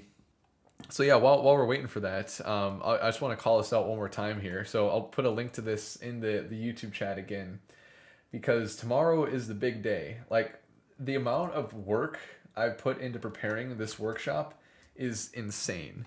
4 hours showing you how to build your own AI second brain completely from scratch. So you actually get to own the application and customize it to your heart's content. I'm literally going to build a version of my second brain from scratch that's like exactly what I'm using every single day to save me at least 12 hours of work a week. And like I promise, I am not just exaggerating for the sake of the live stream here. Like that is legitimate, and for the sake of the workshop, like that is legitimately, it saves me so much time because I use it for helping me script YouTube videos, creating diagrams, PowerPoint presentations, thumbnails, trainings, ideating around course content, ideating for like social media content, organizing my files, drafting emails. It drafts like every single email or a reply to like every single email that comes into my inbox, as long as the second brain deems it worth replying to. And I have like a whole prompting system set up to like have it understand how exactly, or like what emails I care about replying to and what's just spam. Obviously, you guys can imagine for me, there's quite a bit of spam that comes into my inbox. People that want dedicated videos all of the time. Unfortunately, that happens way too much. But yeah, so my second brain helps me manage every single part of my life. I always say that I use my second brain to help me ideate, research, and organize. So it doesn't replace me in my work. Like I'm not just going to like have it create a YouTube video entirely or have it write an entire LinkedIn post, right? Like that's not good. But it is helping me like get to that point faster where like I'm providing my special touch into whatever I'm giving out there. And yeah, that's right. I will be sharing all of my code in this workshop here. So you have a template to take inspiration from and even use as a starting point for yourself. So yeah, put the link in the chat there if you guys want to join Dynamis for that. And then all the other things that I have in Dynamis, because we've got the weekly workshops, the agentic coding course. We've got, all the AI adopters aggregated here, early AI adopters sharing the things they're working on. And really, it's like Dynamis is amazing because it's where I keep up with everything. Like, you guys help me keep up with everything that's going on. So if there's ever anything big happening in the AI space, we're talking about it in Dynamis. So hope to see you there. Yeah, all right, let's go back here. Okay, it gave me the full path. So I'm going to go to my terminal here. CLS, open it up. So I just want to take a look at, okay, here we go. So this is our state. So take a look at this. We are, I'll zoom in a little bit. So we're currently evaluating in sprint number 2. We have 5 sprints in total, where it's 3 retries max whenever we are in one of the sprints, just like I showed here within our diagram. So we're copying this exactly. Like this is working really well. We've completed sprint number 1, obviously, where our status is we're currently running. If we take a look at the application here, you can see that we already have a front-end app up right now. And we have our contracts here. So like this is what we agreed. So for the negotiation step, when we split up the spec into different sprints, we have this first completed sprint and then the second one that we're working on right now. So this is everything that the implementer builds. And then these are the pieces of criteria for our evaluator. So like, for example, this is our requirements for our configuration. We need to make sure the app renders a full page dark background. And then this is the threshold. So it will give a score from 1 to 10. As long as it's a 7 or higher, then we're moving on to the next sprint. As long as it's a 7 or higher for every single one of these criteria. Right, so pass, then we go on to the next sprint, or if anything is less than a 7, then we are going to retry, go back to the generator a maximum of 3 times. So that's what we got going on here. This is pretty cool. So the application is already starting to shape up here. And this is, by the way, is the spec that it created here. A dance-based random number generator. Dance RNG. I guess we're calling it Dance RNG. I know we had a couple of suggestions in the chat earlier. Entropy Tango, Human in the Chaos. Chris, I love those ideas. Entropy. Maybe I'll do a little piv loop after a while, like rename things in the documentation, because I actually really like Entropy Tango. Dance RNG is pretty good too. All right. You've saved my life many times with these. This will help solve many problems. I like that you are baselining. Yeah, I'm glad to hear it. I appreciate it. Always glad to help. All right. Yeah, by the way, this is the chat message with the suggestions for the names. Human in the Chaos is pretty good too. Oh, man. All right. Oh, and take a look at this. We have our 3rd sprint created now as well. So if we go to the state here, we are currently building sprint number 3. So we went through the evaluation already. And let me actually take a look at the logs in Archon here. I'm curious how this is going. So we still have all of our workflows running. We are churning through tokens. We're now at 67%. So literally in the last like 10, 15 minutes here, we've gone up 8% because we're running.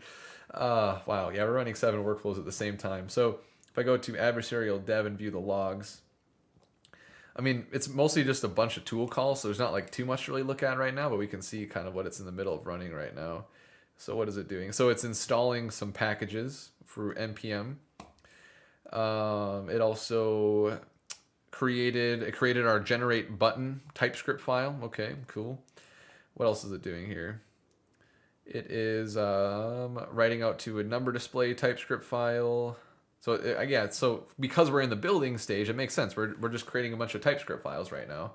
Currently running our 3rd step. So yeah, this is looking really good. And then the Archon interactive PRD is actually still going here. So it's on, we're almost done creating our PRD here. So if I go to that conversation, that's this one right here. So yep, still in the middle of running. So Claude Code is doing this thing where it'll just like wait 2 minutes and then it'll run the Archon CLI to check the status. So we could have it running fully as a background task if we want. But sometimes I like doing this where I just have it like check every once in a while just to make sure that nothing's going wrong with the workflow. So kind of interesting.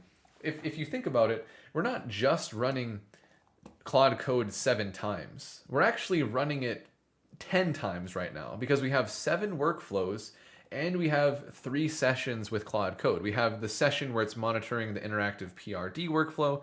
We have the one that is monitoring the whole workflow for the adversarial dev harness that we just built. And then we have the one that is monitoring all of the issues that we're addressing for the YouTube reg chat. So we got a lot of things going on right now. Obviously, these aren't taking that many tokens right now. It's mostly the 7 workflows that are running. But all that to say, like, the token usage is actually quite reasonable for how much we have going on right now. So we're getting very close to hitting our limit, I think. But like, what we can do right now is I can just say, like, check the status of each workflow.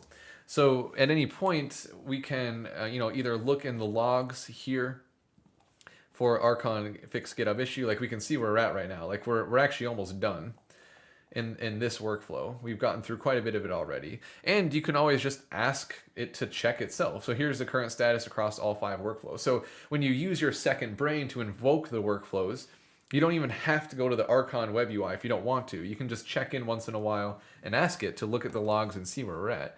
So this issue, we're still in implement, so we don't have a pull request yet. So that one's, I guess, is going to take the longest. It actually makes sense. It is kind of the most complicated of them all. But then 4 of our GitHub issue fix workflows have already created a pull request.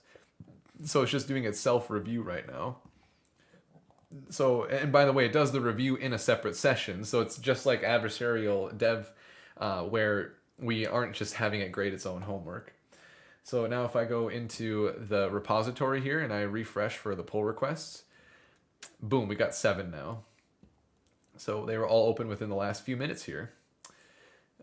Yeah, so like filter relevant sources by similarity threshold, just one file that was changed, really easy overall. The only reason it's taking a while is because we've engineered this workflow to be very comprehensive in its planning and reasoning through the implementation and then doing self-evaluation as well. So certainly for like really simple fixes, it's taking it too far, but we intend for people to use we intend for you to use the Archon GitHub issue fix workflow to handle pretty complicated problems in your code base.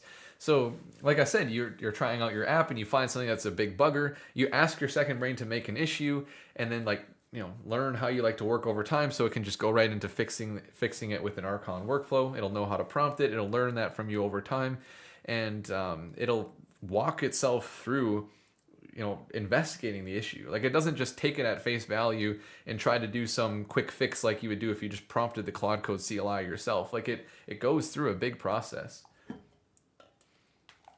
So like, one thing I've thought about building for Archon, if we just like go to the workflows here, .archon workflow defaults, like a lot of these are pretty elaborate. So I am definitely interested in building like a more simple set of workflows. Like if you have a very basic issue or you're just trying to work on like documentation or something and you don't need to go through this massive multi-step workflow, but you still want something packaged up in Archon, there's certainly a lot more workflows that we can build. Like, we're going to be expanding this default list of workflows over time to do things like helping you with refactoring and security reviews. There's a lot of opportunity for workflows for that as well, because you can inject like different MCP servers like Sneak or SonarQube at certain steps of the way too. So we also want to like make it really easy for you to integrate your existing stack and tools and frameworks into Archon workflows. So something that we haven't done much with yet, but we're interested in doing, is making it possible for you to kind of like mimic BMAD or GSD or like other frameworks and like bring them into an Archon process. So it's like even more reliable and repeatable than just like using Claude Code with the skills and subagents and things in those other frameworks. And like integrating other tools like beads for memory, for example. So, like I said, our goal with Archon is to make it so that no matter how you work with a coding agent, what your software development lifecycle looks like, you're going to be able to package it up in Archon workflows to make it so easy for you to, whenever you encounter a problem or have an idea for a feature, you just talk to your second brain. You're like, hey, go do this thing with Archon, like work on this GitHub issue or make this new repository with the adversarial dev harness and initialize it as a new Git repo that's private in GitHub for me. Like, it can do something so end-to-end, just chaining together the process that you already have for yourself. So it's not like you have to do something new, brand new, just to work with Archon. All right, cool. So we are looking good on the issues here. And then let's see where we're at for the interactive PRD. Okay, it's still running actually. All right. So everything's still going. What's our token at now? Let's see. So in the last 4 minutes, oh man, we are getting close, ladies and gentlemen. That is getting a little stressful. We're gonna probably get into our extra usage a little bit. Which, yeah, the 10 minutes or $10 that I have for my monthly spend limit is gonna go so fast, because I mostly want to just lean on the subscription. I don't want to start spending like hundreds of dollars or something. All right, and we're actually seeing some of the workflow starting to finish now. So 2 out of the 5 are done. So even like the review is done on the pull request now. So we'll start to see the usage go down a little bit here. I think we'll actually be good. Thank goodness. All right. Cool. Let me go back to the chat here. Let's see.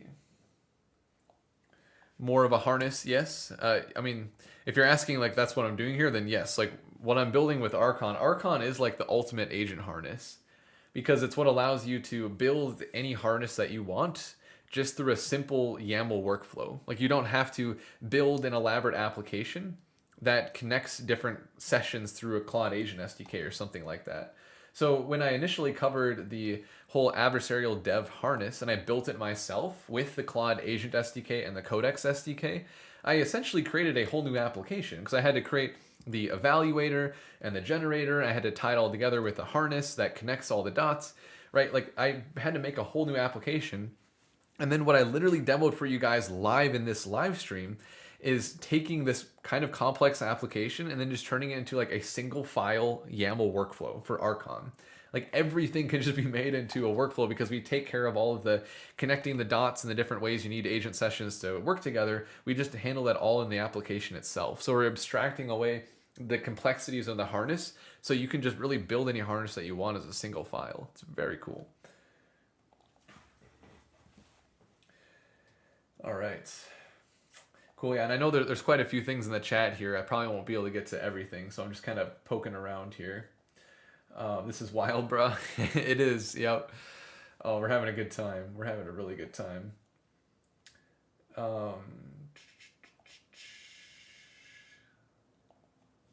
Let's see. The token providers put pressure on us to refine our systems. So the main workloads are on the 120 billion open source models. These new changes from Anthropic are just the first sneak peek. Annoying. Yeah, so yeah, something that I have been experimenting with. Well, you can go either way. Either you use a smaller model for the implementation and then a larger one for the review, or you use a larger model for the implementation and a smaller model for the review. I've been trying more of the latter recently. And that's one of the things that Archon enables so well, is being able to use different models at different parts of your workflow. But yeah, with the token usage kind of like, man, having that 2x usage from Anthropic on off hours for the last couple of weeks was really nice. I was definitely taking advantage of that. But yeah, it's kind of crazy how fast your usage can shoot up nowadays. So certainly good to build smaller models into your workflows, either like using Haiku or Sonnet, or like you said, Runfish, just like having something that's using an open source model for part of your workflow, which you could definitely do that with Archon as well. Though I won't really like demo that live right now, but that could be even like a whole YouTube video where I could show you like how to have Claude code running with open source models through something like OpenRouter. I've done that before a lot with like Kimi K2 or Minimax, even like Qwen 3 or 3.5. So certainly a lot of possibility there. I know a lot of people love using open source models through something like OpenRouter, or obviously like self-hosting for their second brain as well, like hooking in OpenClaw to Qwen 3.5 or Claude Code to Kimi K2 or whatever. So a lot of content on that out there on YouTube already, of course. Yeah. Okay, another question from Joe here. Can you say a little bit about how the second brain you're using is like OpenClaw? Is it as fully capable of getting work done? I'm not yet an OpenClaw user because of security concerns. Yeah, so everything that I want it to be able to do, like OpenClaw, it can. There are specifically some things that I don't have added to my second brain, but it's on purpose because of the security implications. So like one of the things that my second brain doesn't have that OpenClaw does is computer use. because for my use cases, that is not necessary. And there's a lot of inherent risk with giving your agent the ability to just do anything on a computer. Even if you have it isolated on like a Mac Mini, like a lot of people like having, there's still a lot of security implications that come with that. But as far as like what I've taken inspiration from with OpenClaw, a lot of it is the memory layer and the heartbeat system. So don't get me wrong, even though there are a lot of security implications with OpenClaw, and I have this entire diagram created for like why I recommend building your own second brain, I still highly recommend taking inspiration from tools that are out there, like OpenClaw, IronClaw, NanoClaw, Hermes, like all of these, personal AI agents that are open source available on GitHub. You can point your coding agent to look directly at the source control and say like, hey, I really like the heartbeat system, or I really like how they manage things with the soul.md and the user and the memory.md. Like, look at that repository to see how it works and how they've integrated it, and then bring that into my application. But then also that gives you an opportunity to, like, as you bridge it over, customize it more to how you actually like to work as well. So it's more secure in the sense that you get to actually control it and understand it and start from a zero trust standpoint. But then also it's better because you get to tweak things more to how you actually like to work. And so I've definitely expanded my memory layer to include other things. Like I actually have my second brain help keep me accountable with the habits that I want to accomplish like every single day.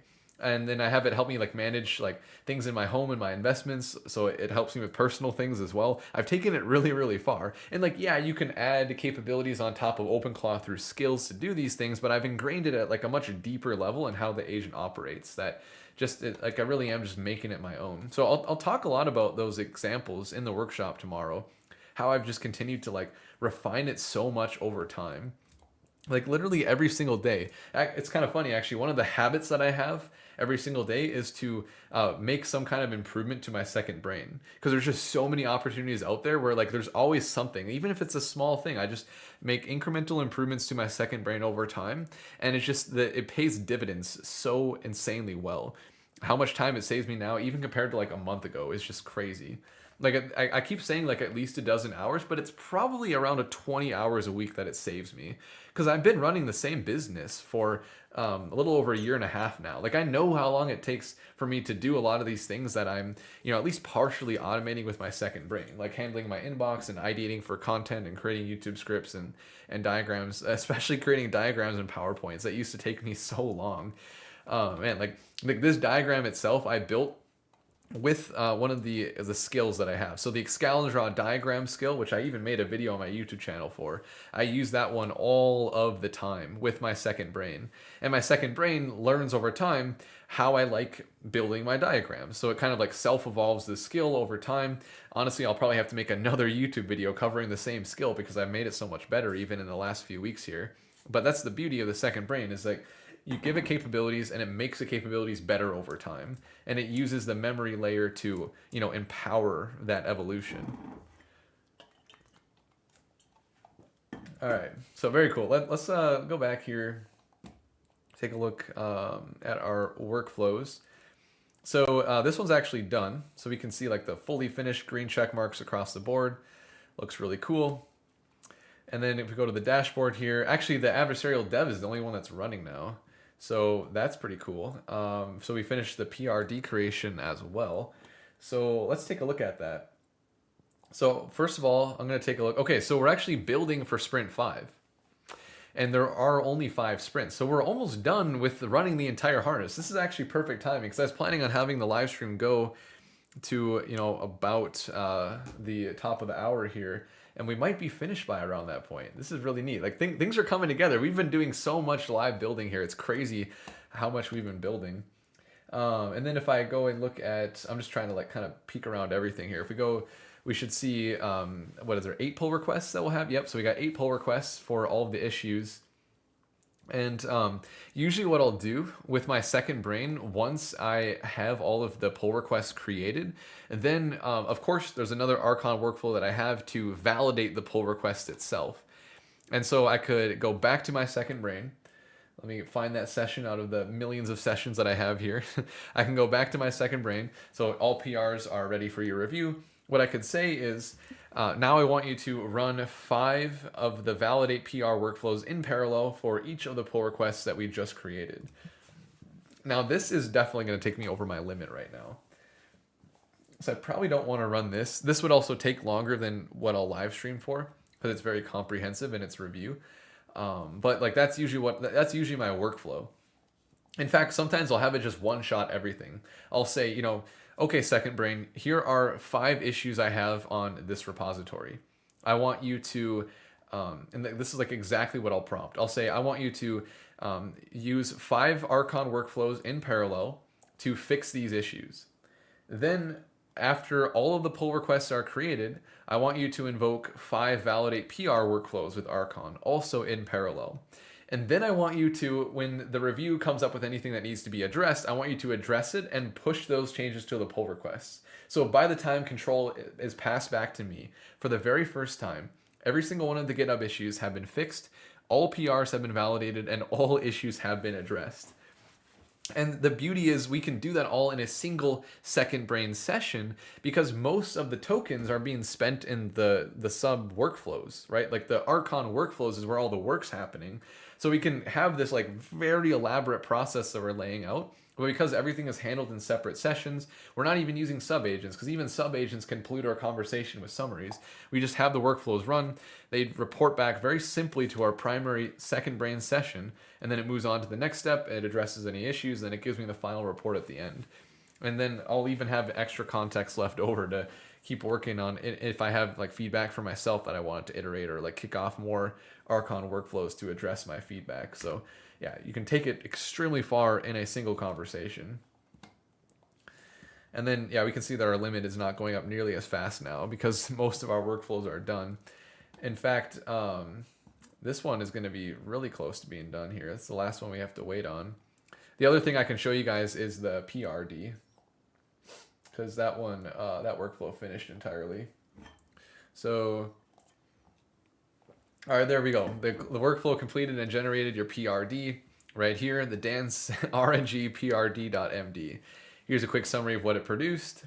Single page React route that opens your webcam when you click start, captures frame diffs, accumulates pixel motion deltas above a noise threshold as entropy. Very cool. Hashes the entropy buffer with SHA-256 via Web Crypto API, and then displays the result as a random number between 1 and 1000. Very cool. So, and then we can look at the actual PRD. So it gives us the full path within the work tree. Or we could just say like, all right, good, take this PRD. I could say like, take this PRD and now send it into the adversarial dev harness. Invoke that Archon workflow to build the entire thing.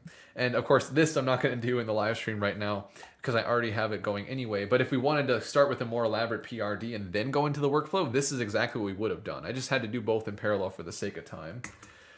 So yeah, that we can even string Archon workflows together. That's basically what I'm showing here, is going through the interactive PRD where we even have like human in the loop answering questions about what we want to build, and then like sending that into like actually now create the spec and do the full sprint process that we saw, or that we're actively seeing right now as the last workflow that's running here. So I hope this finishes soon because I'd really love to give a demo of this. Maybe it's actually in a state where we could just run it right now anyway. I'm curious. Well, let's see. I'm going to try something. I'm going to try actually asking it. So I'm going to go back to the right session here. All right, I want you to check on the status of this workflow. Are we at a point right now where I could actually run the application to demo it quickly? Let's see what it says here. All right, so let me go back to the chat here and answer some questions that you guys have. That is the elevator pitch, a harness that builds harnesses. I mean, that actually that's a good elevator pitch. I should add that into how I explain it. That makes sense. Let's see. This is becoming a religion, Lamau. Before I leave, I want to say thanks for explaining all of these. Yeah, you're very welcome. I hope you mean religion in a good way, because that can be taken in different ways. But yeah, I mean, it's definitely becoming like, if you mean that in the sense that like it's becoming a very involved thing, then like definitely it is. All right, what else do we have here? Hey Cole, looks awesome. I appreciate it. With the Dynamis membership, do we get access to the private community repo too? So we can try the latest workflows and new features ourselves? The answer is yes. Yep. So the repo that I'm showcasing here, it is available to everyone in the Dynamis community right now. And then, of course, we'll make this. So Archon is going to go public, open source next week.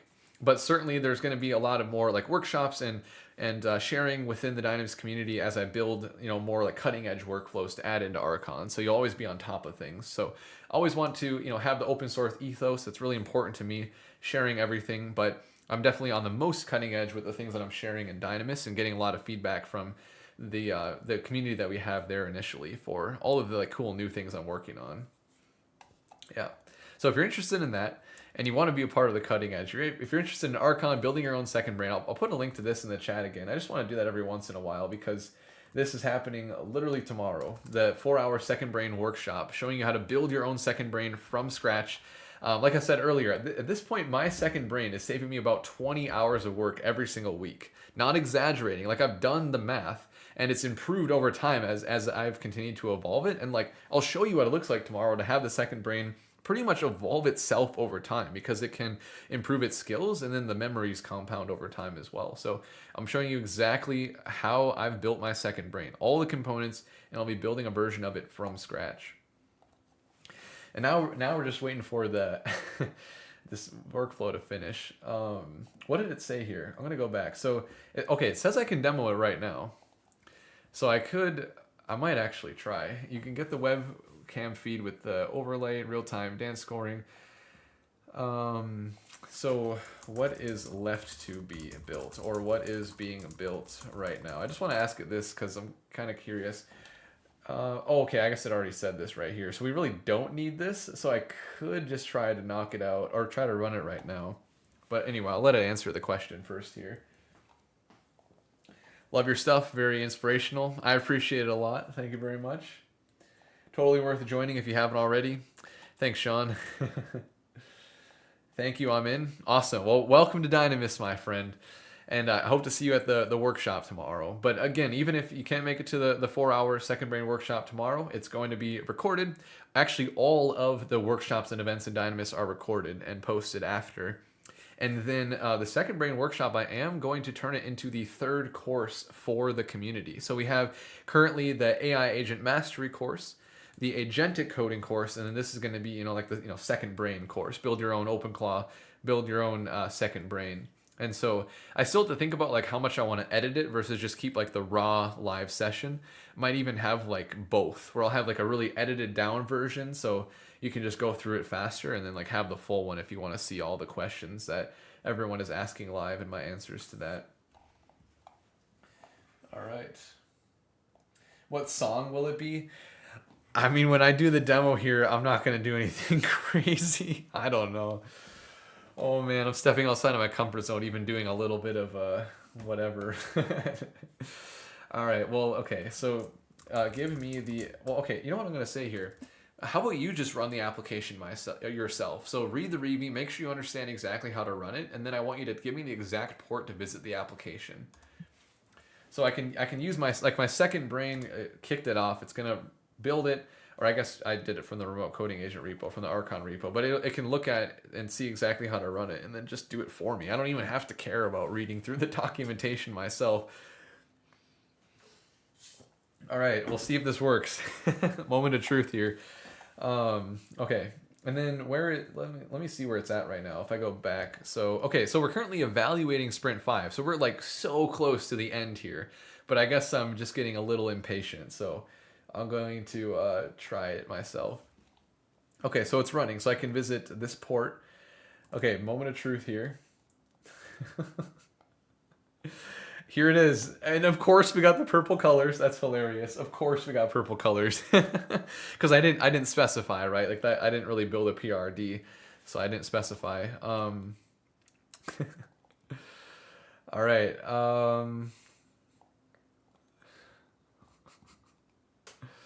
It says it's warming up. Oh my goodness. What is this? Try moving. All right, so let's go. This is so crazy. What is this? Wow. Okay. And look at when I stop moving, now it's going down. This is like actually working so well. This is crazy. And I can okay, so I can generate a number based on the seed, and the seed is its score for me right now. And if I really start going here, then the number goes up and raise the roof. Let's get it to 900. Oh wow. Okay, I can't wait. I can't get it to 900. Holy cow. This is crazy. We got a score trend, session stats, we got our history of the numbers that we've generated. This is nuts. Like, this is like actually so good. I mean, this is crazy glitchy right here. Or maybe this is intended, right? I don't know. But this is pretty cool. Like, it definitely one-shotted exactly what we're going for here. And honestly, the like glitchiness of this might be like, it might have built it on purpose because I said it's going to be a fun and silly demo. Like, I wouldn't necessarily say, because I know AI sloppy glitch. Maybe this is a sloppy glitch. Maybe it literally intended it to be like this. I have no idea. I love this. Oh man, this is crazy. All right, so there you go, guys. And we built the entire thing with this harness. So we took the idea from Anthropic, we turned it into a single file Archon workflow that goes through the planner, the contract negotiation, the generator, the evaluator, running through the feedback, going through this whole sprint loop. We built it all as a single file Archon workflow, and we one-shotted a pretty elaborate application. I mean, there's a lot going on with this. Don't know if this little glitchiness right here is intended or not. I feel like it might be, but just all the features that we have here, it's mobile responsive as well. Like, I kind of just like threw it out there live, but I knew that it was going to be. Like, this is crazy good because we know that like that's part of what the evaluator judges is how mobilely responsive it is, and like that's one of the things that a coding agent would miss by itself. This just the benefit of having this adversarial agent that's constantly nagging on the implementer, like, you gotta do this, you gotta do this. Wow. Yeah, I really don't know how intended this is, but raise the roof because we did it. Oh man, I mean, having the rotation in the camera, that has to be intentional because it takes more effort to do this than not, honestly. All right. That is gold. It is golden. Yeah, I don't know. So I did check the wild tab. I don't really know what the wild tab is actually doing. I guess it's like, is it spinning more? Yeah, I don't really know. I mean, we could ask it here. Well, let's see where the workflow's at. So, okay, it's still running. So like it's still evaluating right now. But if I go back and I say, okay, two things here. Oh no, it just finished. It just finished. Okay, so we can maybe even have it, cool. So we saw the full end of the workflow as well. So if I go back to the Archon logs, yep, sure enough, it's done. Very cool. So we can like click in and we can view the logs as well. And we can see that it's done. Very cool. I can go back and say, okay, two questions for you. What does the wild mode do? And then also help me understand, like, why is it look so glitchy? Like my camera is like constantly spinning around. Is that intentional or is that a bug that needs to be addressed? I want you to spin up a sub-agent for each of these and answer them. Okay, so it'll take a little bit to explore here because remember, the workflow built it. My primary session, like my second brain or Claude Code or whatever that invokes the workflow, it doesn't have full context because we've delegated it to the workflow. So it's going to have to kind of figure that out itself. That's crazy. I never thought that I would, on a live stream, run a sub-agent called wild mode research. But here we are. That's what we're doing today. Okay, Rasmus said it is actually spinning more or less. So yeah, it must be quite intentional. Where'd my tab go? Yeah, it probably is intentional what it's doing here. Because if I do subtle, I mean, maybe it's like a little slower. It's kind of hard to tell. This is crazy. Oh man, I love this. That is great. Well, okay, so Chris, thank you for the suggestion. I would not have built something like this ever in my life without you suggesting it. So I appreciate it. This is now memorialized forever. It probably will be. Yep. It is an acid trip. Wow, that is great. All right. And yes, thank you, Sean. So, yep, the second brain workshop tomorrow is going to go from 11 a.m. to 3 p.m. Central Time, or noon to 4 EST. Yep. Add in some footwork. I do not know how I'm going to get my feet work into the camera, but I appreciate the suggestion. I think no matter how far back I go to my wall behind me, I would not be able to see my feet. Got inspiration from TikTok. Yep. Oh, wow. All right. Cool. I need to make time to join Dynamis. This is awesome. I appreciate it. Yeah, I'd love to have you in Dynamis. We don't usually build things as crazy as this. Usually it's more practical. I hope that's actually a selling point of Dynamis, not a downside. But yeah, we definitely have fun with a lot of our workshops too. I never built anything as crazy as this, but maybe I'll have to more, just as fun demonstrations as we're building Archon workflows and going through new agentic coding strategies and things like that. Because that is a lot of what I cover in Dynamis, is helping you guys keep up with the latest of like, here's the best way to go use AI coding assistants, showing off things with Archon and just like new workflows that I'm coming up with and that others in the community are coming up with for harnesses and code reviewing and implementing. Yeah, and maybe we'll build on top of this application in an Archon workflow. Let's go.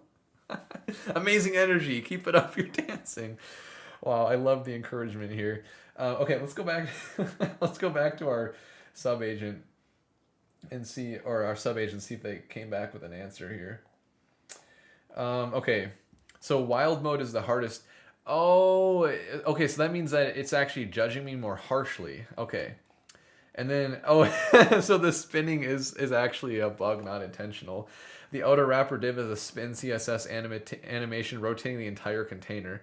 I mean, that actually does make it seem like it is intentional, because why would it add the spin CSS animation? Yes, apply the fix. Let's make it not glitchy.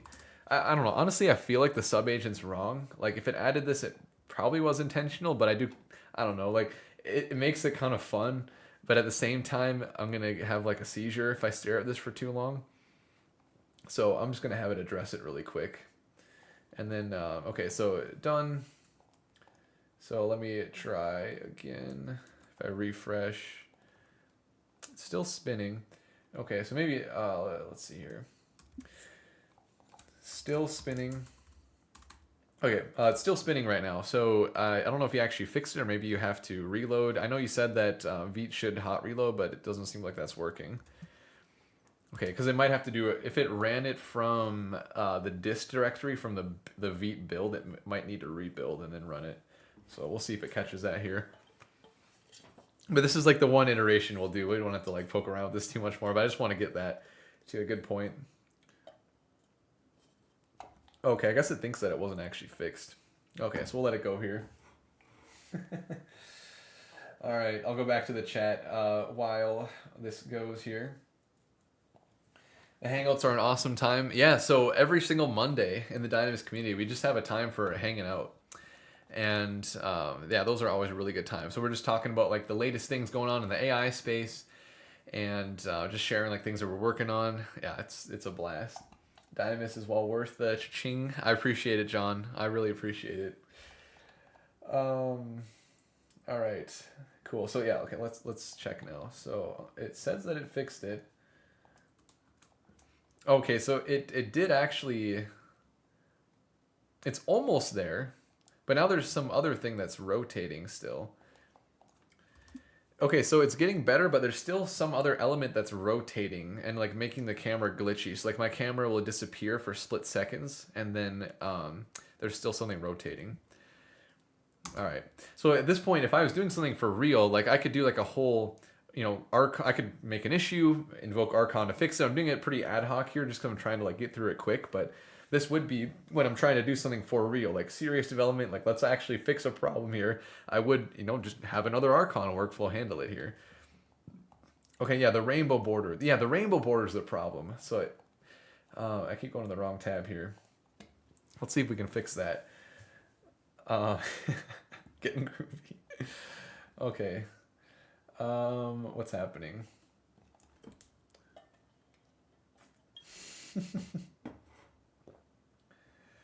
All right, now it's fixed, apparently. Let's see.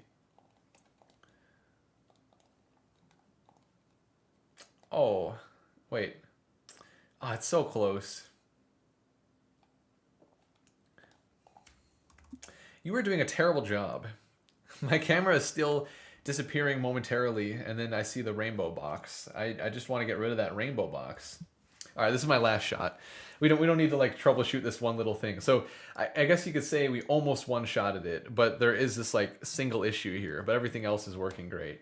So yeah, I mean the lesson here is like we can go pretty far with these harnesses, but it's never going to be perfect, right? There's always going to be those little points of iterating, and that's why we have so much of a focus in Archon on creating these GitHub issue fix and code review workflows.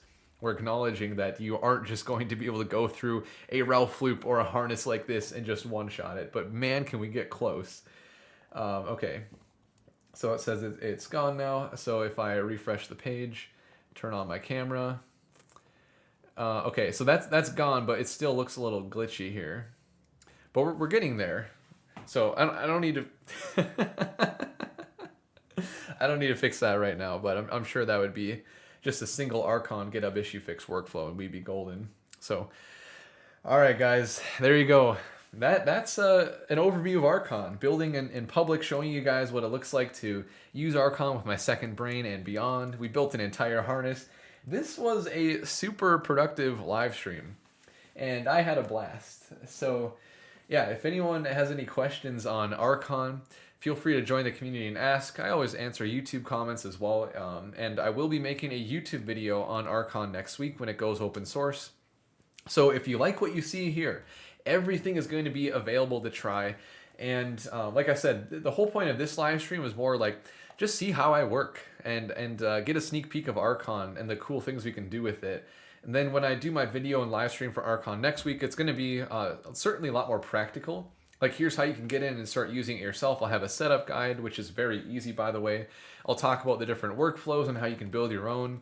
Very, very easy to get involved in Archon, especially because the setup process is literally like I have a process where your coding agent through a skill will guide you through setting it up. So get into all that next week. I want to get you guys to try this out because like this really is a game changer. Like really just being able to build any harness, any workflow, any way that you work with coding agents right now, you can package it up into Archon. So I'm excited for that. So all right, I'm going to go ahead and call the live stream here. Really appreciate all you guys being here, your fantastic questions and suggestions, and yeah, especially building that that random number dance generator thing. That was really fun. So all right. I hope to see you guys in the Second Brain Workshop in Dynamis happening tomorrow. Otherwise, I'll see you guys all in the community and YouTube. I hope you guys have a fantastic rest of your day, and I'll see you guys all around. Have a good one, everyone.